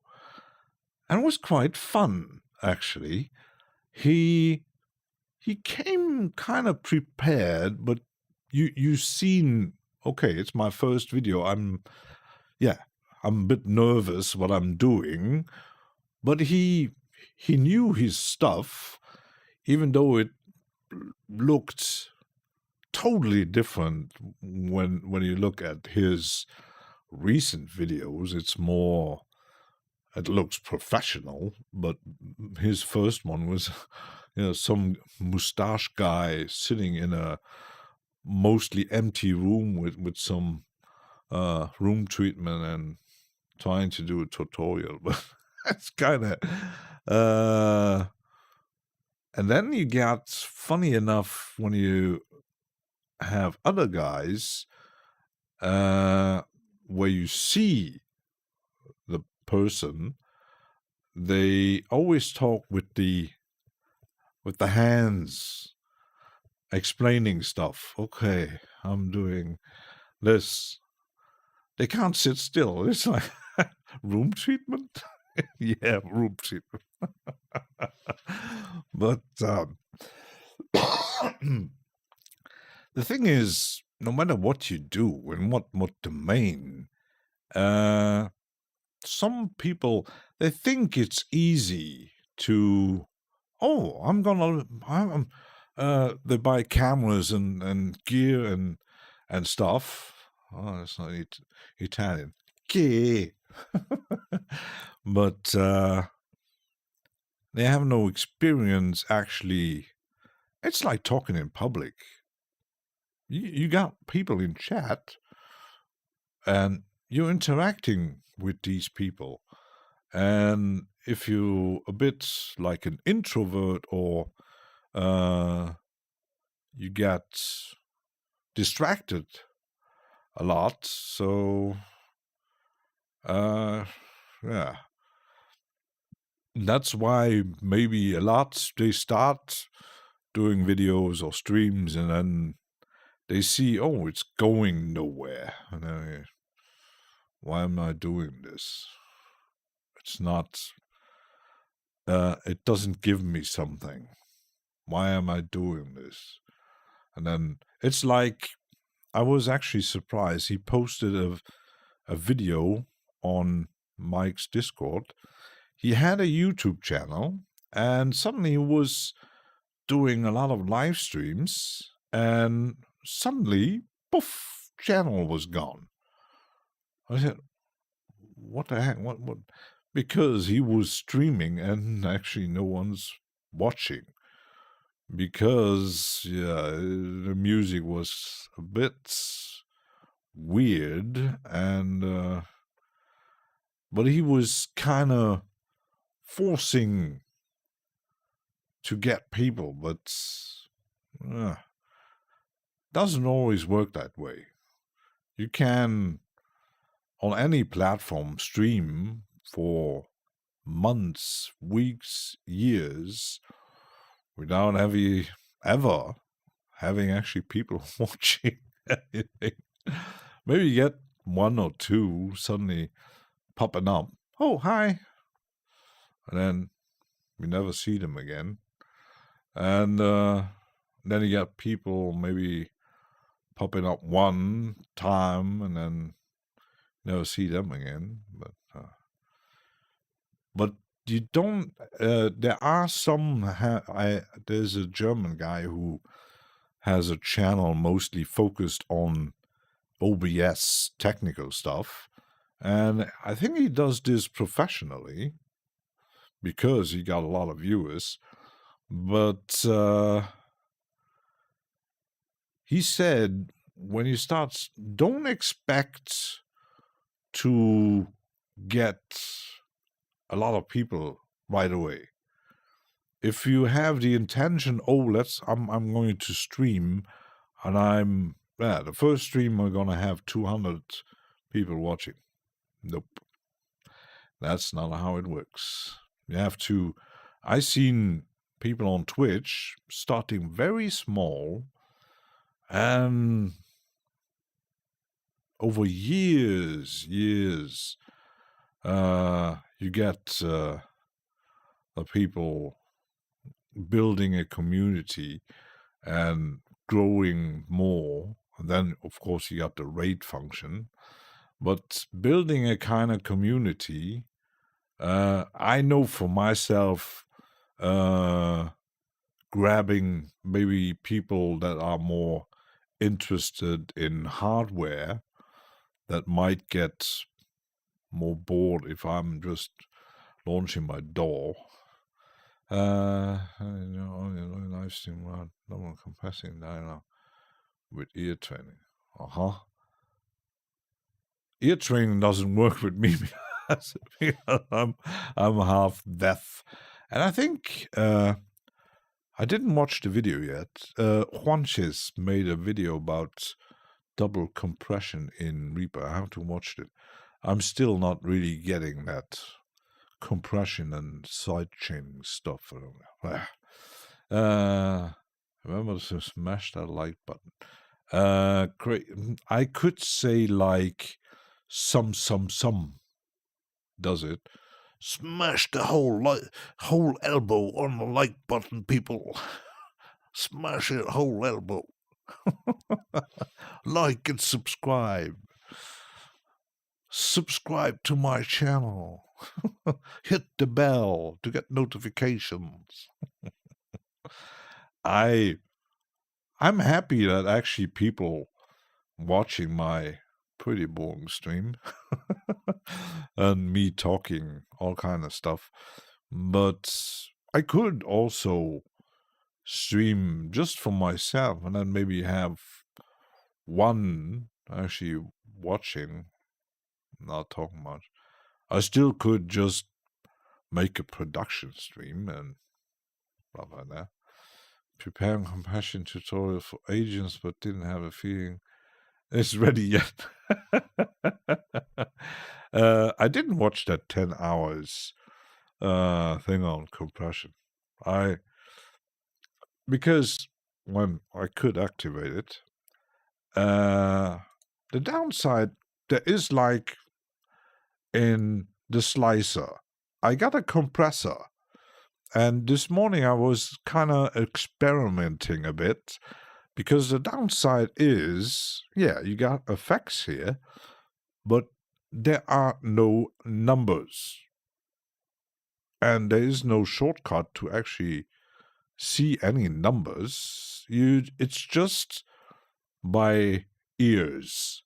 So I tweaked around to actually try, I soloed the track, and tweaking around with the compressor, it's like working with any hardware emulation until you might go totally into the extremes, moving the button totally around and then see, now I hear difference. And then you move it up or down because there are no fucking numbers. You wonder, you would write the developer and I said, why aren't there numbers? Either here or at least a pop-up. It's a small pop-up. Even glitch machines have numbers on the dials, either by when you touch it or something like that. But here, there is nothing. So I didn't quite... So, yeah, there is information around here when you hover over it.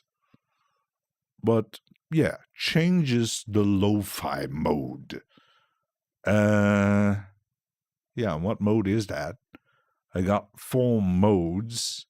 And this morning I tweaked around with the bit setting, and I suddenly could hear the deterioration of the sound, and I'm still not, because on the other hand, when you open the manual, like this thing here, the the envelopes. Okay, what is this? And you ask yourself, oh yeah, it looks like an envelope, but it isn't really. It is described in a very small image in the manual. It's how the sample or the slice is played. A very small image. That's it.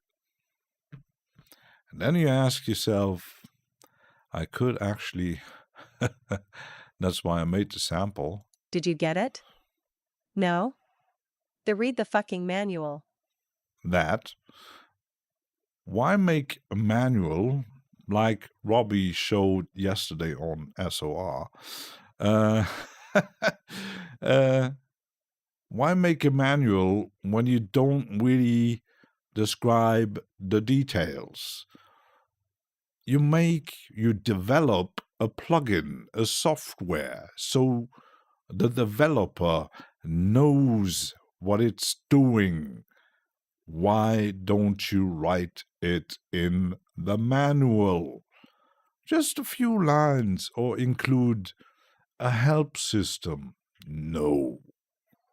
And then you are actually surprised that nobody's fucking buying your stuff. Hardware, tools, MIDI controllers, mixers. When I first bought my first audio interface, it was a Behringer. And there was a manual. The manual was like those description in pharmaceutical products. Like, a big in like 20 languages. And yeah, the description was big like that, like in a description in a for the pills. You couldn't even read it without a magnifying glass. And you call that a manual. Don't put one at all or make a PDF. But manuals are most important, but good manuals are like a flower in a desert, almost non-existent.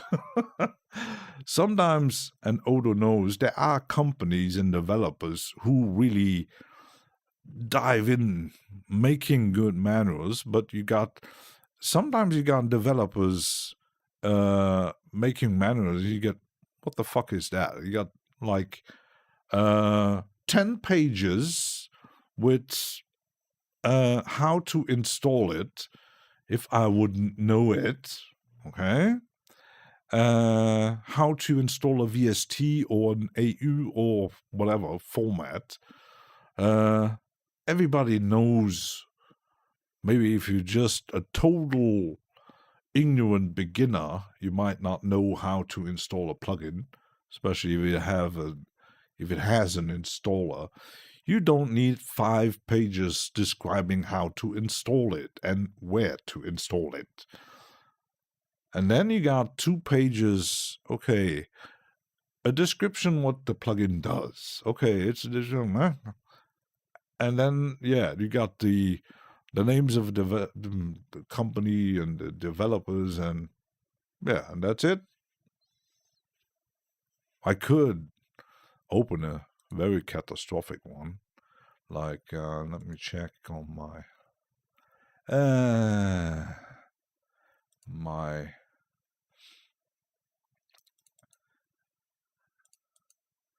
just to even the worst of them. You could say you don't really need one. Like, I'll just open a random one.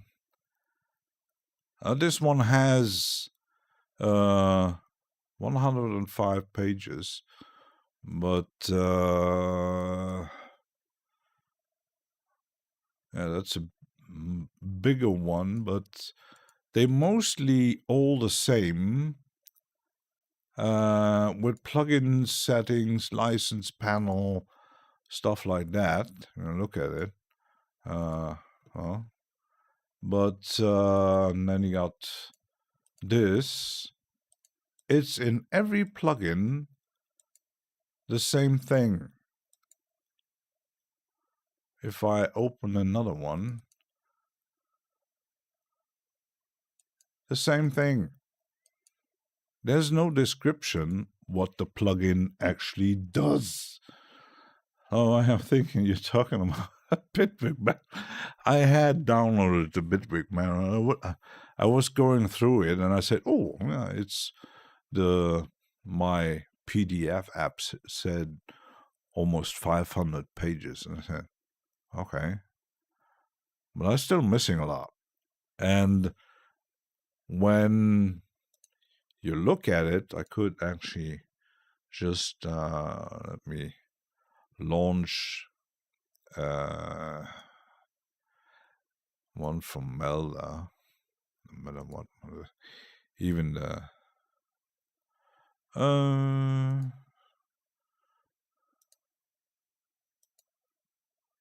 if let's just load the reverb here. The good side with Melda is this one. No matter where you are, it has a built-in help system. And if you go like in the edit, and you got this one. That is something even others still missing. Like, okay, what is globals? Dang. You got a description what it is. The same thing you got in Bitwig with their included help system. Many software do include that kind of system, and sometimes you got plugins or instruments or whatever. When you hit the help, it opens the manual PDF stuff. But this one is built in. Probably not a lot of people actually knows it. So, okay, no matter what module you are in, you hit, boom. You got a description, okay, what it does. Okay? Ding. You don't have that in the PDF. Once you know it, you know it. But sometimes I have seen installing a VST and you try to figure out, okay, where's the manual? Is there a manual? And then you find it. It's like one page. The name of the developer, and that's it. We like that Bitwig online help. Yeah, absolutely great. But they should fit far more information. Yeah, it is. It is a lot of work to do that kind of help system. We do get it, but when you imagine back in the days when you have old synthesizers, you had manuals like 300, 400 pages, and like Tosto said, sometimes there isn't even one manual. Why? And if there is, I know, for example, glitch machines, yeah, it's kind of, there is one, but you don't really get what it's all about, what it's doing what. And when you look at videos they're doing, forget it, you understand nothing, because it's just a 1 minute video about, a lot of things flying around, like many companies do. They have a YouTube channel, and there's a lot of videos on that channel, and 1-minute videos, and that's it. Boom. Yeah, then how you want to people get to buy your products if you don't explain your products, or even get other YouTubers explaining your products. That's why probably there's only one channel, as far as I know, except the official one, for Melder production. Yeah, it's a very small developer with a lot of plugins. When you buy the bundle, it's quite expensive and it's steep and it's powerful, but there's one channel. I'm not even sure if he gets paid by them. He always says, yeah, it's Chandler Guitar for Melder production, but it doesn't look like a very official channel, and he's still putting out videos, tutorials. He has hundreds of them on any plugin they have in their bundle, from the instruments, the drums, the effects, the mastering. He recently made about the modulation system and how to get even help in the Melder plugin. But I'm not sure if he actually gets money for doing that. Like, yeah, I don't know. Nobody tells about fantastic features in your product. Nobody knows about fantastic features of your product. Yeah, and that's why many software, and still today, I see it constantly. Someone using Bitwig, oh, what are you using? What DAW is that? They don't know about it because, yeah, just a few actually using and promoting it. And even Reaper is still an underdog. Even professionals still using it. It's not a lot. Yeah, you see Ableton, you see Pro Tools and Logic, and then you got the same side with channels doing content for Reason. They don't get Reason support. Even probably Reason knows about those channels, making hundreds and hundreds of videos about Reason. But Reason doesn't care about it. Maybe the product doesn't have any fantastic feature. Yeah, maybe not. Who knows? But and sometimes you got these videos popping up when there's a new product, but it depends on what audience you're looking for, maybe. Some plugins or hardware is maybe for a certain type of user or musician or whatever. But and then you try to target those, and it's, yeah.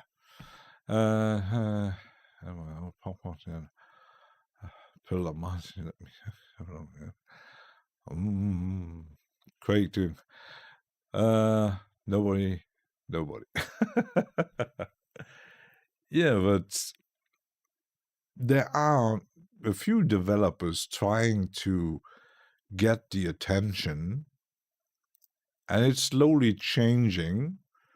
But I was quite surprised when Kilohertz they were getting active, doing live streams and live stream presenting the team of developers and having interaction with the chat and people asking questions about what's coming next and what are you doing and what kind of projects and this and that.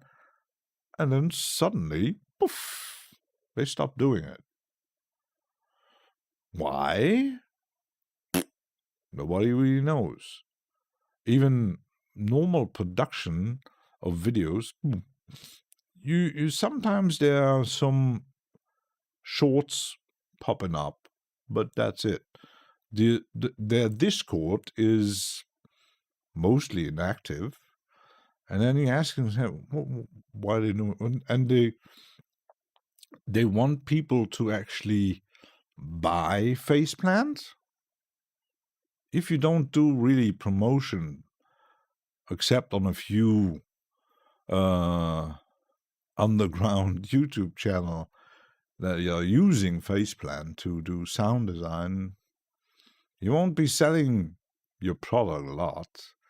Best thing is when you enter an about web page and you don't understand what they're selling. by the chat vacuum cleaner.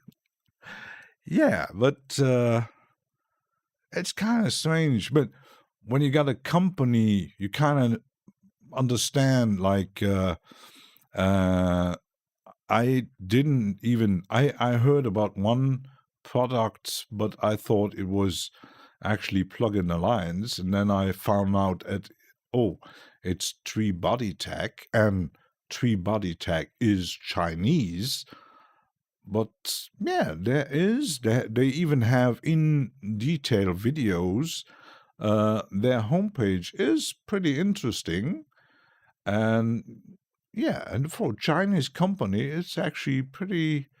Oh, and there's another one who makes very sophisticated plug-in standalone instruments, mostly in the acoustic Asian kind of thing. And I found out, they're actually Chinese. Oh, interesting.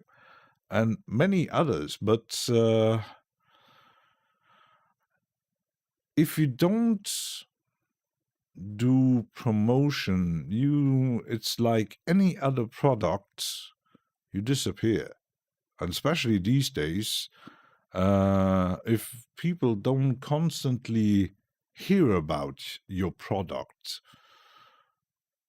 you disappear if you don't do constant promotion. Billion Chinese cannot be wrong. Maybe, who knows? But actually, I was actually surprised. Oh, they do make pretty awesome product, because I even had that other instrument developer. They had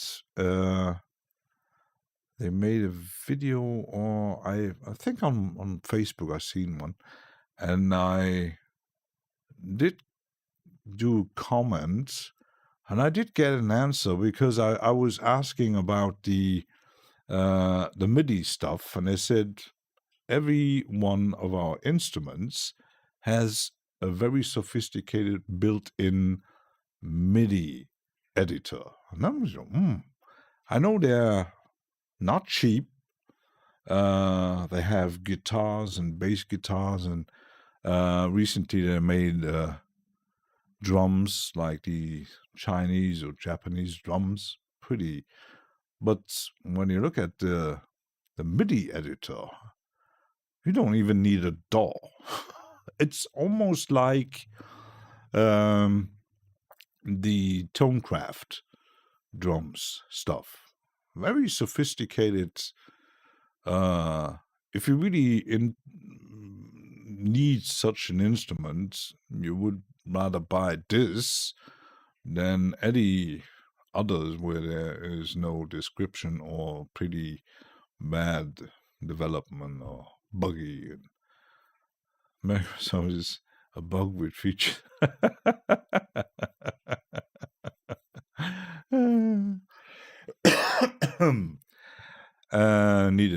I think I need a short break. What do you think? I was talking about it. I need something to drink, and I'll be right back.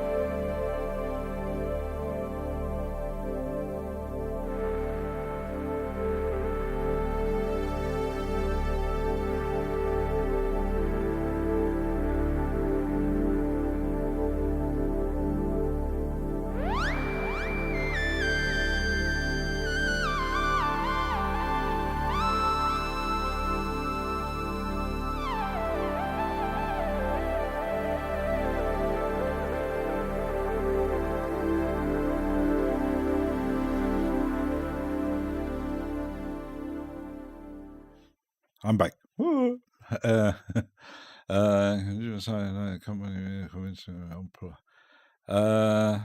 yeah, but I was thinking why I did actually uninstall them.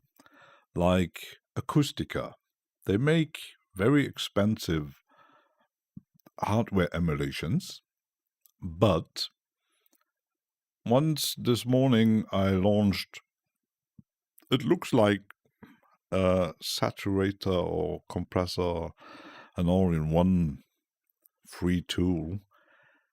There was no presets and no manual. And you want someone to buy this?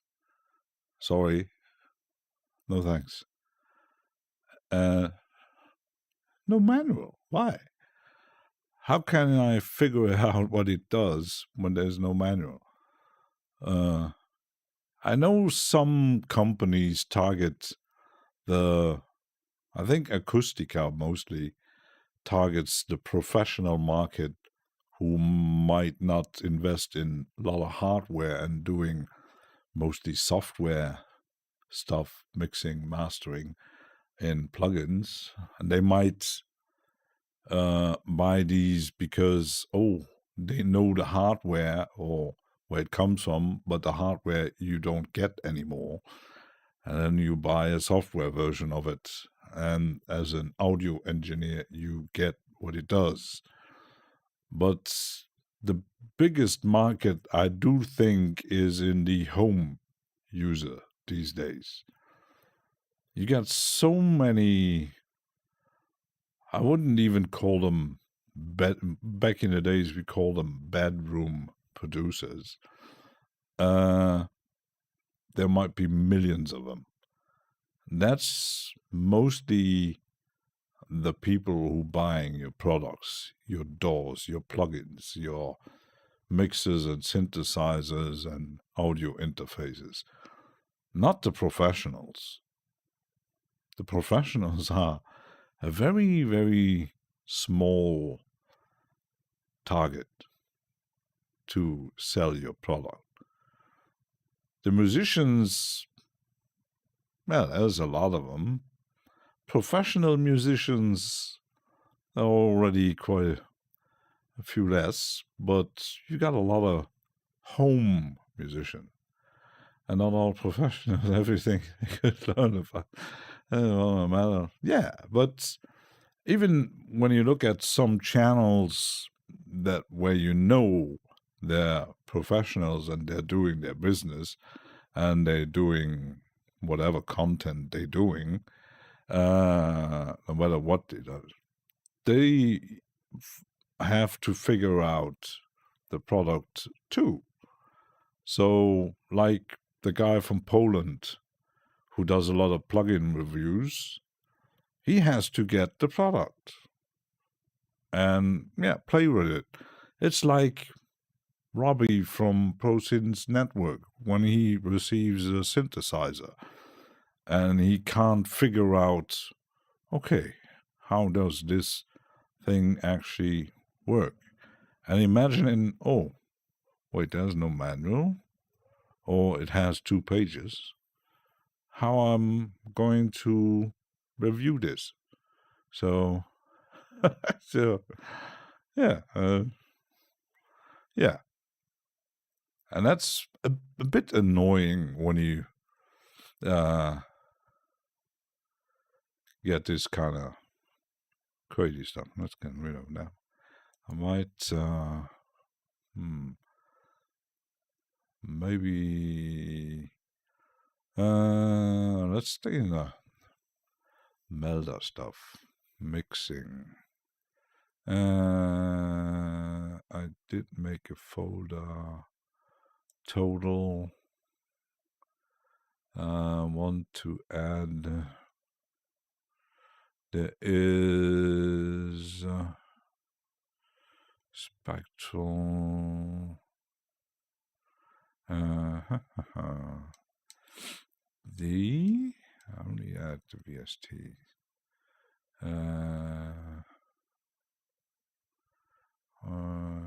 dynamic, there should be saturator. Maybe at this one. I'm going to have, and I think it's the free version, I think.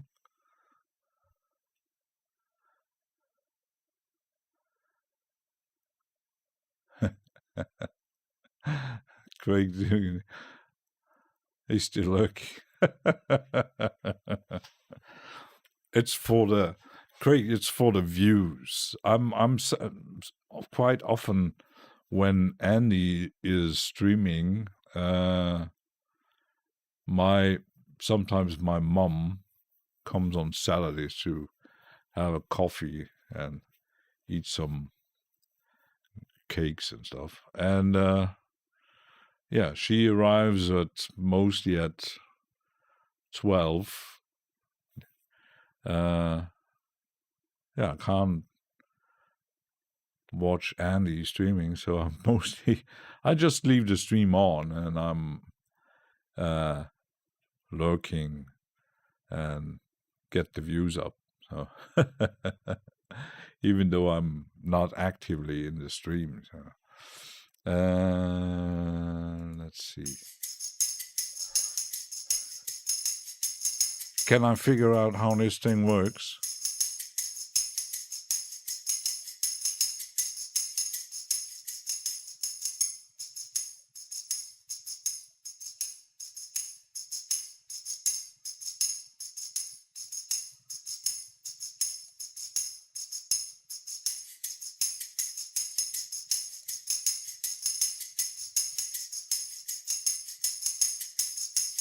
So I see something moving, but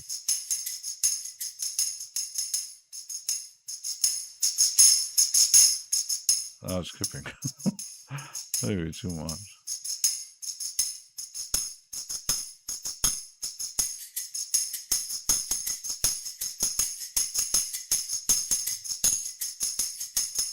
It's clearly distorting.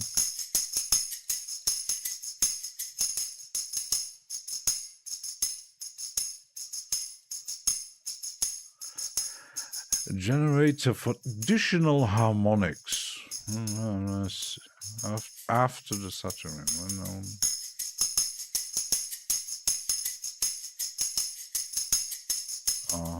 Typical for tubes and this typical tube. But there's no tube here. And this one.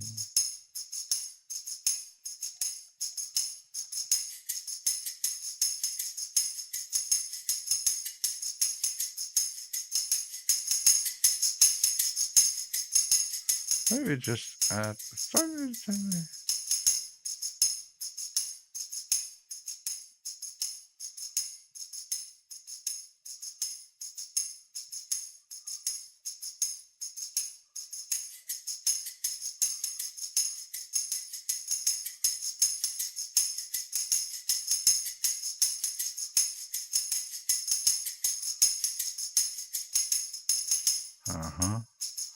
But there's no movement in here. So this is out.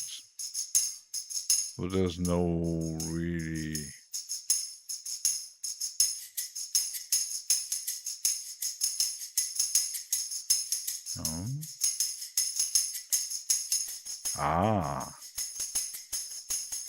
So there is a built-in compressor.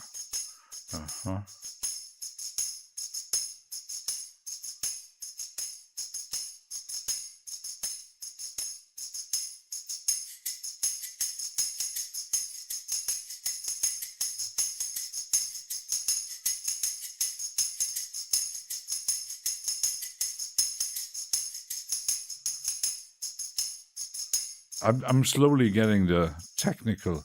Sounds like a video. Who's? Which song would that be? Good question.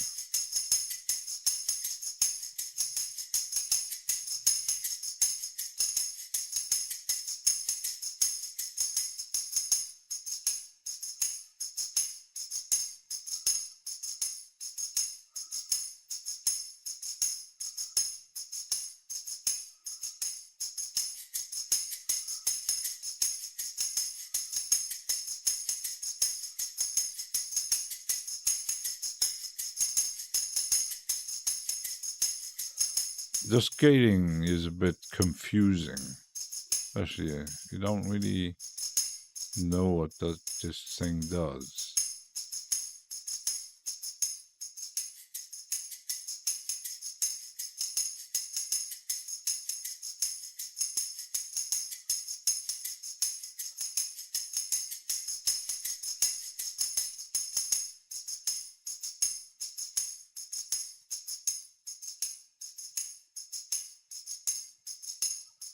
Small, almost with ear.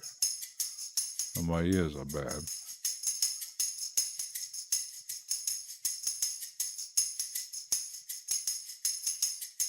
It does move with the mouse wheel, that's good. So now I do get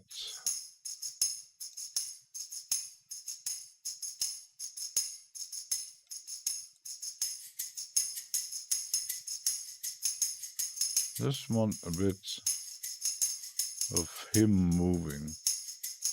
Maybe a bit. I have to be a bit careful how you say the name of that M saturator.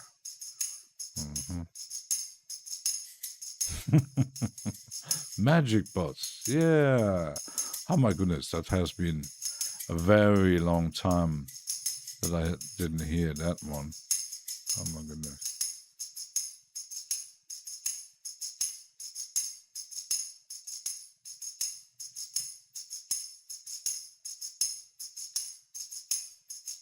Yeah, magic bots. I listened to a lot of The Who back in. Every plugin has their quirks, so normally you get most plugins when you have a double click that resets, or sometimes a right click with a menu. And Melda has like, okay, I put the gain, double click opens the value. Eddie Böse, there's someone working in a kitchen. It's making salat. But Melda, if you don't know it, it's actually a right click, boom. So you have to, and I still might figure out the maybe slow. Not shift, maybe control.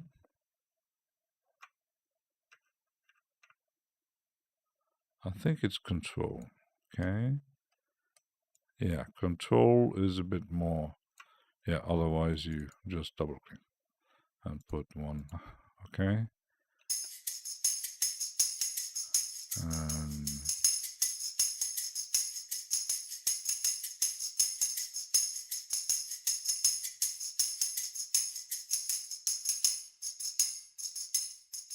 let it move quite a bit. Slowly get in there. Very itsy bitsy.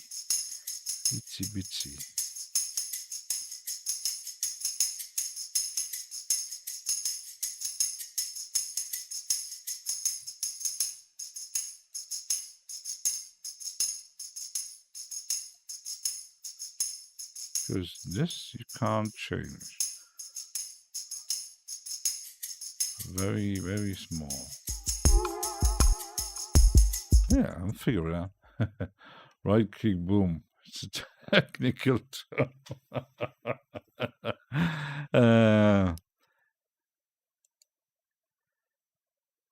The only downside is they have you can't even, I think you can't even upload stuff. They have a kind of online exchange for presets, but depending on the plugin you're using, you might not get a lot of presets. Some don't really need one, but it's always good to have an interesting start.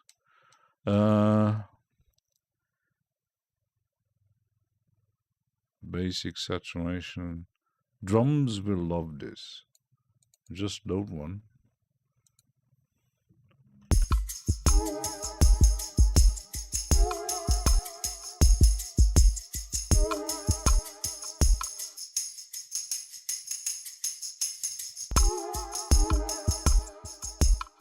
It actually really already sounds good, but crazy about it, pay attention. And Odo is hungry. I'm not hungry. I ate too much today.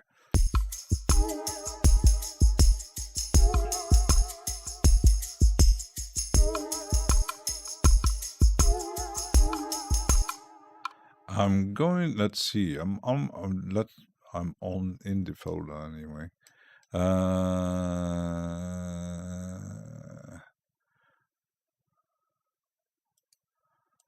Let's just, no, that's not a compressor. This one is compressor. Compressor. On the kick. On the kick, we're gonna make a compressor.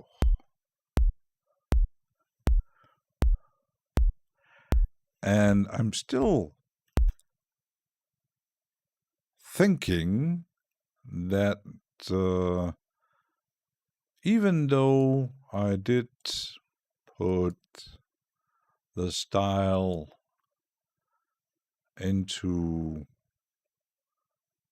I hate that one.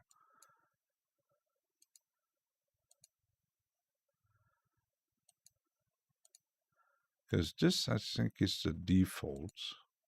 This one is terribly ugly, and this one too.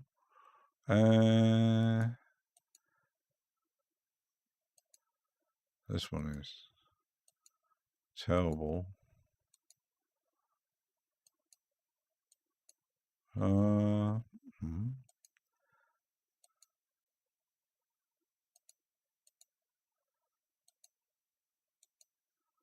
I think the uranium is good.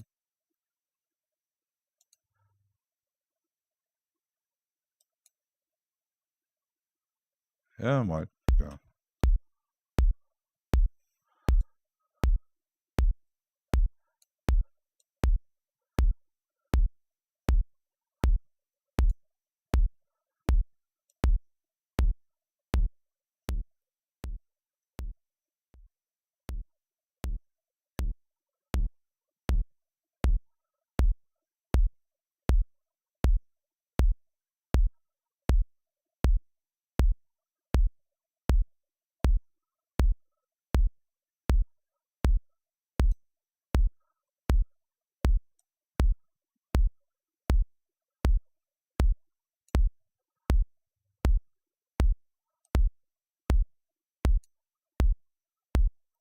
Very little bit.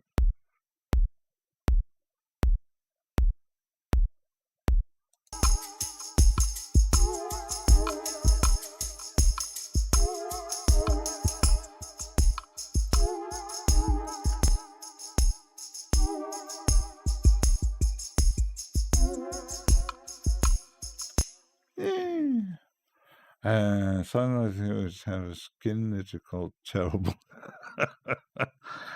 Yeah, many people still say the UI of Melda plugins is ugly, but I've seen far worse. I've seen better. And I seen really bad. But I think it has visual information that many do not have, especially the hardware emulation.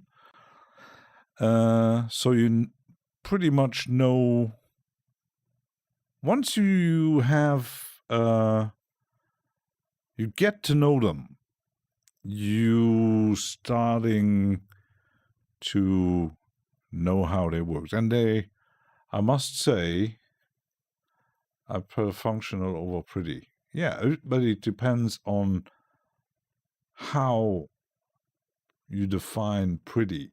Because when you look at pretty, you could say Clavgrand is pretty. But Clavgrand is minimalistic, retro, lo-fi design. And then you get like glitch machines and unfiltered audio and or Madrona Labs. It's minimalistic modern, I would say. And getting a Schnitte from the kitchen. But everybody, like, for example, I talked about yesterday on some, like when you look at Sugar Bytes, they make interesting plugins, but every plugin has a different design and look. And some, you might look at them and, oh my goodness, this is... Some might like them, but some would say, what the fuck is that? It's totally ugly. And they have certain plugins that you don't even know what they're doing. Plugin that does not make eye cancer. It works usable. But that's like using the crazy plugins from that totally crazy developer. But there you know it's Freak Show Industries, and yeah, you know what you're getting when you buy Freak Show Industries. But and some like it looks like a certain compressor, EQ, or whatever. I'm not much into that because I am visual, but I have to, and everybody does. Every have their preferences on how, even like Eddie Böse works in VCV Rack. I once, when I was more into it, there are certain modules. I'm not sure if actually anybody using them, because when you launch certain brands of developed modules, and you see, what the heck is that? You see knobs, and that's it. You know where to put some cables. You have no clue what that module actually doing. So, oh my goodness, you launched that, and I said, what the heck is that? What should I suppose to do? Is it a sequencer, an LFO, an oscillator, or is it a filter, or is it a multi-effects, or is it a whatever it is? You can't figure it out. You just a thing with knobs on it. That's it. But yeah. But we all have our preferences, and some don't like melder production, but sometimes you get certain brands where everything is kind of perfect. They're stable, good, they look good, they work totally fine. And that's like companies like, why they're probably very successful is FabFilter, or some, I know they're pretty expensive most of the time, Solid State, SSL. They're absolutely you know when you buy an SSL, they look like the hardware, and you know what you're getting. So, yeah, but some don't like that UI. Why? I don't know. Who knows? And I had fluting on the last. I like Metal more kilohertz UI. It seems to be the exception. Yeah, the kilohertz. When you actually look at when you load, because you certain plugins, like where is it? Certain plugins, as you can load them separately, like I don't know, like this one. Yeah, pretty basic, and there are numbers. There are still, yeah, this percentage numbers, what I already missing in the HY stuff. But I'm actually surprised it did took over my UI. That's interesting, because last time it didn't. But I think with kilohertz, it's best when you load the like, or even not the multipass. If you load this one, it's very minimalistic, but yeah, you load, you know what, yeah, it's combined, and yeah, that's it.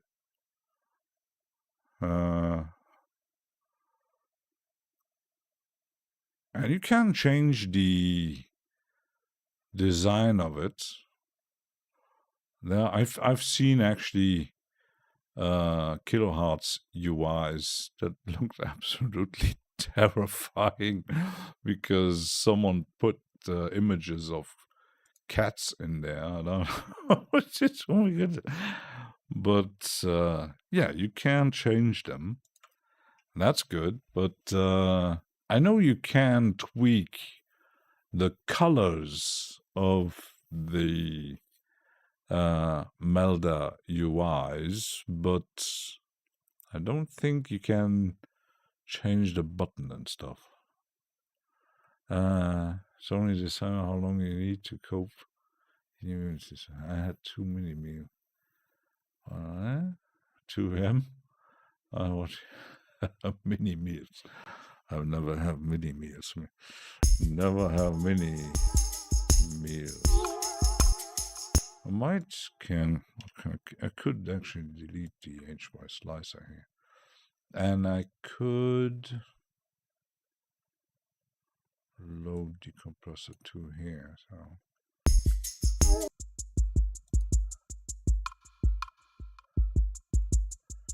I could.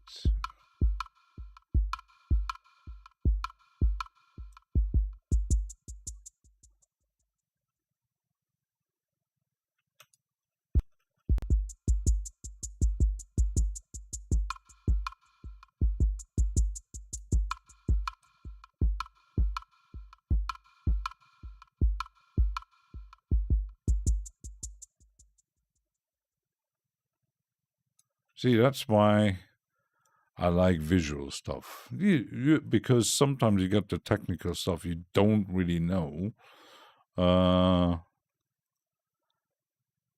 Because there was in the HY slicer in the compressor, there is a ratio, but you have no clue, okay, what ratio actually does or mean.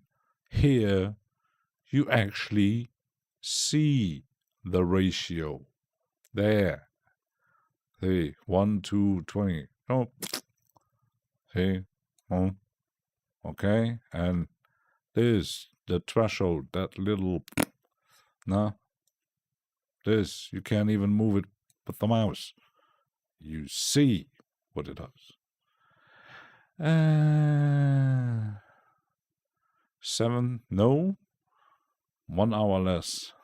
It's only 6:37. So I'm 1 hour after Andy. So if it's 6 in UK, it's 7 at my place. So it's Brussels time, not Brussels sprouts, but I'm 1 hour after Andy. So I'm used to getting to know the UK times. I haven't been to Luxembourg since 1981. Luxembourg really exists. I hope it does. It's very small, very, very tiny, itsy bitsy, right in the middle of that European thing here. It's so small, you go right through it.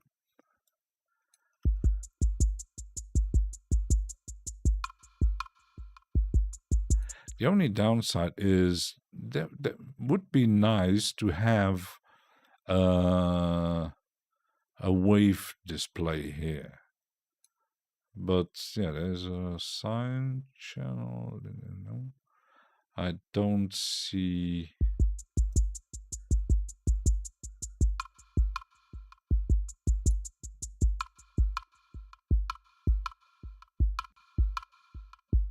When I move the ratio, this is moving. Okay, let me just check.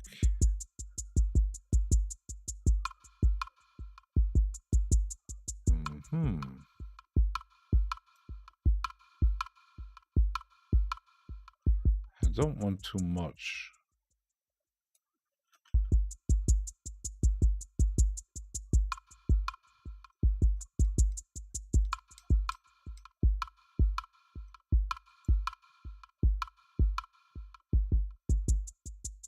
I think this is it is a bit confusing, the timeline.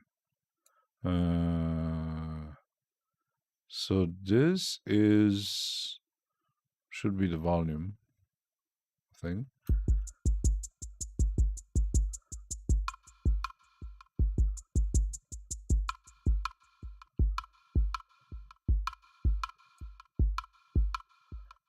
Because it looks like it's moving. I might even change looping here a bit.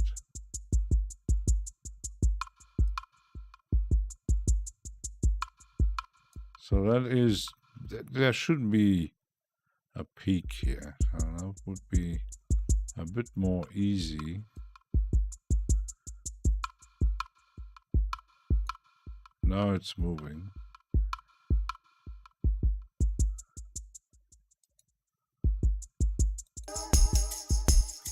Yep. That's why I probably drove too fast. Didn't realize what's that. But Bielefeld doesn't exist either.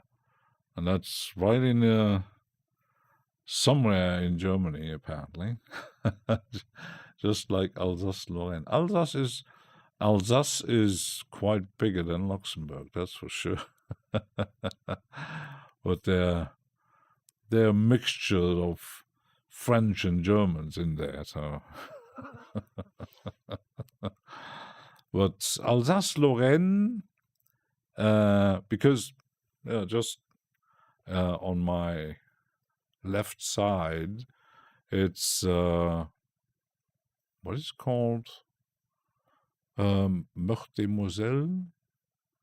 Because they changed recently, a few years ago, they changed the departments and they changed the names, and they had fusion in certain departments. There is Alsace-Lorraine. Alsace-Lorraine is more to the south. It's already a few hundred kilometers from my place. It's Strasbourg.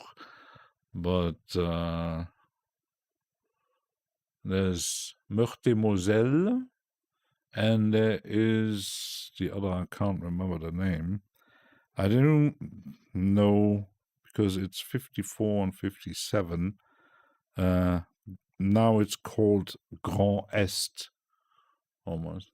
Luxembourg has about twice as many people as the city live, Vancouver. Yeah, we are about 600,000 people. You could say not even half of it are Luxembourgish. You got about 100,000 Portuguese, and then you got the other 50 nations living here, and we got maybe a quarter Luxembourgish people from origin, maybe. I'm not even sure about that. But we are just a few in a little country. So I don't know how you position. I was never in Strasbourg. I almost was, but I'm not driving a lot in France. I'm mostly more into Belgium than France. I'm not a huge fan of the French people, so so sometimes I do buy a baguette in Le Baguette in France. But yeah. It's still cozy little country. So.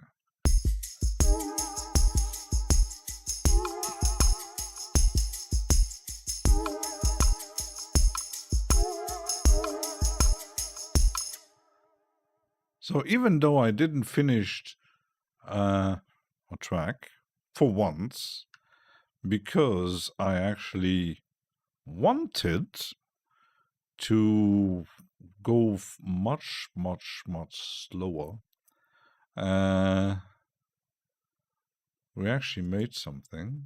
And even changed, I did change because I had doubled the backup, and now it's actually better. I got backups,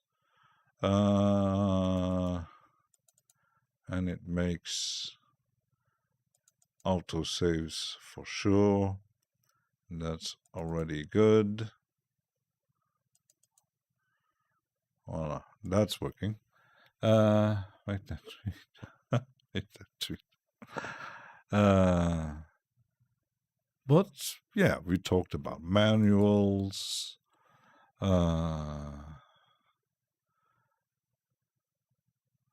might use some samples. I wanted to try the Reaper sampler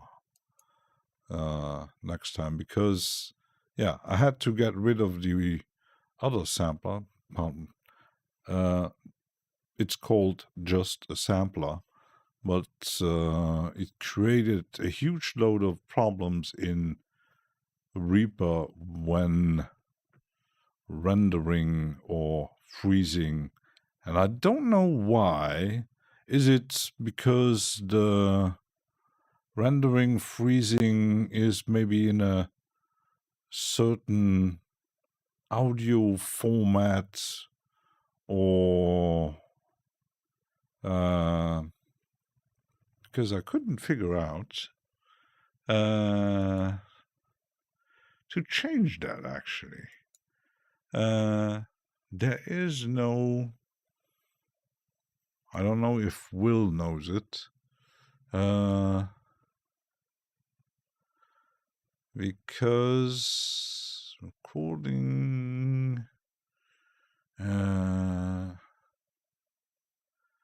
Automation, peak, seeking, recording, rendering.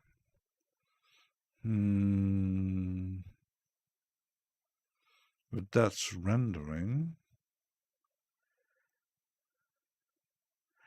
Render site length. If there's a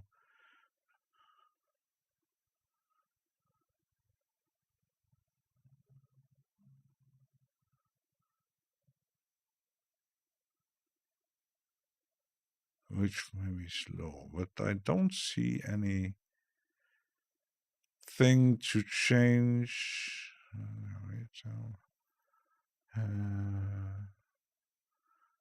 To change the type of freezing, because when you freeze something, I could try this one, because if I freeze, even if I just use the standard,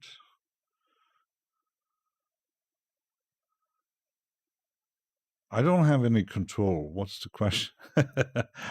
I was asking myself how to look or change the option of freezing, because you do get the render thing. Watch file. Because the render dialog is different than the freezing. So is it in the project setting? I don't know. Media. Glue. Ah, I found it. Apply for effects, glue, freeze, recording format, custom. There, I find it. Recording formats. How to handle freezing scene. Move to warmer climate. Yeah, that. Yeah. Also, the action is. Yeah, I do have even. I even made a menu. I do have other freeze options where you have more control, but I was asking.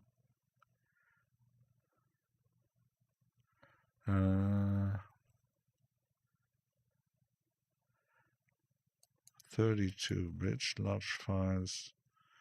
Warfare.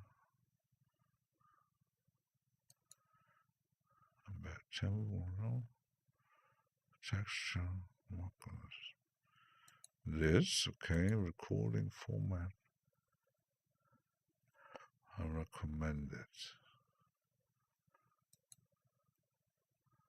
Because that's the recording, so the recording should be actually the same as the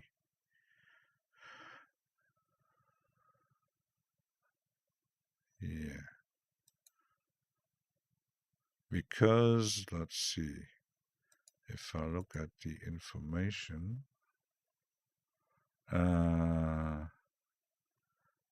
for freeze and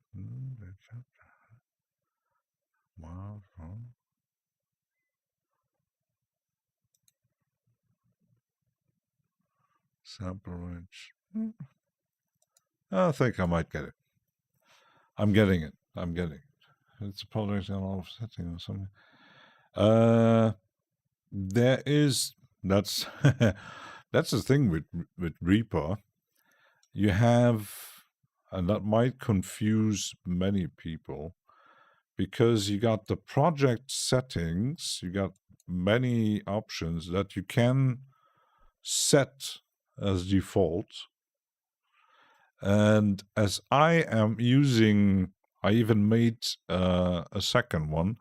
Normally, when I'm loading a new project, it loads a default template that I saved as a default with the region markers already in. I actually made region markers for a 60-minute track, and it's 8 bars long, or 8 beats. I think it's 8 beats long. They're all the same length. So that is very useful for looping, cutting, whatever. And it's a default template. Others have far more advanced template. You can make templates with tracks and a whole orchestration of tracks built in. You get track templates, like I did a menu here, like you can create your own. I didn't even know that you can make folders with different track templates. Everything can be saved, and even the project option, the settings, they are saved as default with the template. So every time you load the template, the project settings, if you say I'm mostly producing in certain BPM or time signatures, you can save that. Boom. It's saved as default, and then you can change it, of course, if you want to. And you can set up the folders and stuff. It is, for a beginner, a bit confusing, but I think that's pretty much with every DAW. And certain DAWs even have more complicated setting than this, or maybe easier to understand. But I know people working with Cubase, it has so many hidden features that many do not know about it, like Reaper does, that you have to, because once you get into the actions and the scripts, and it's so vast, so it's, for some it might be a nightmare, but once you get into it, but it depends. Once you know how to find things, it takes a time, but it's with every DAW. If you like SOR, the twins using Ableton, even Ableton 10, to do their recording and album and stuff like that and arranging, even Ableton takes a while to figure out what does what, where, how the effect racks work, if you have Max for Live, all kind of stuff. And you don't talk about the large shaded collider we built. Yeah, but it has a lot of option, and might say option overkill can be a downside, but that's the same when you're using certain kind of plugins. When you don't like kilohertz, even the multipass and the snap heat and phase plan and the whole range of Melda plugins. Even, Melda has over 100 plugin in the complete bundle, but when you look at it, there are some, you have like 2 or 3 different versions. You got multi-band, you got a free version, and then you got a normal version that is just one band and even more advanced stuff, but why not? That's, you know, no concern, yeah. But there are people might just, I'm just want to play piano, or I want to record my jam, and that's why I actually said, why didn't SOR actually used Reaper instead of Ableton? Because on what they are doing, Reaper would be easier to just, you set up, you got your channels, if you got a mixer or whatever, and hit record, and that's it. You don't really have to, Ableton isn't really built for it, for that kind of, I always said Ableton and Bitwig is an instrument with a DAW, and the others are more things. Deep rabbit hole. And many say if you do like to work with a lot of MIDI, get Cubase.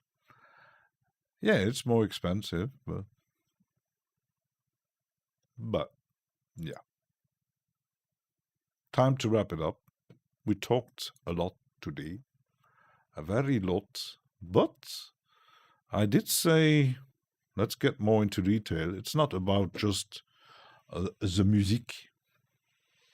It's about the technical stuff. And I want to know the technical stuff too. And ranting about buttons that have no numbers on it. Yeah.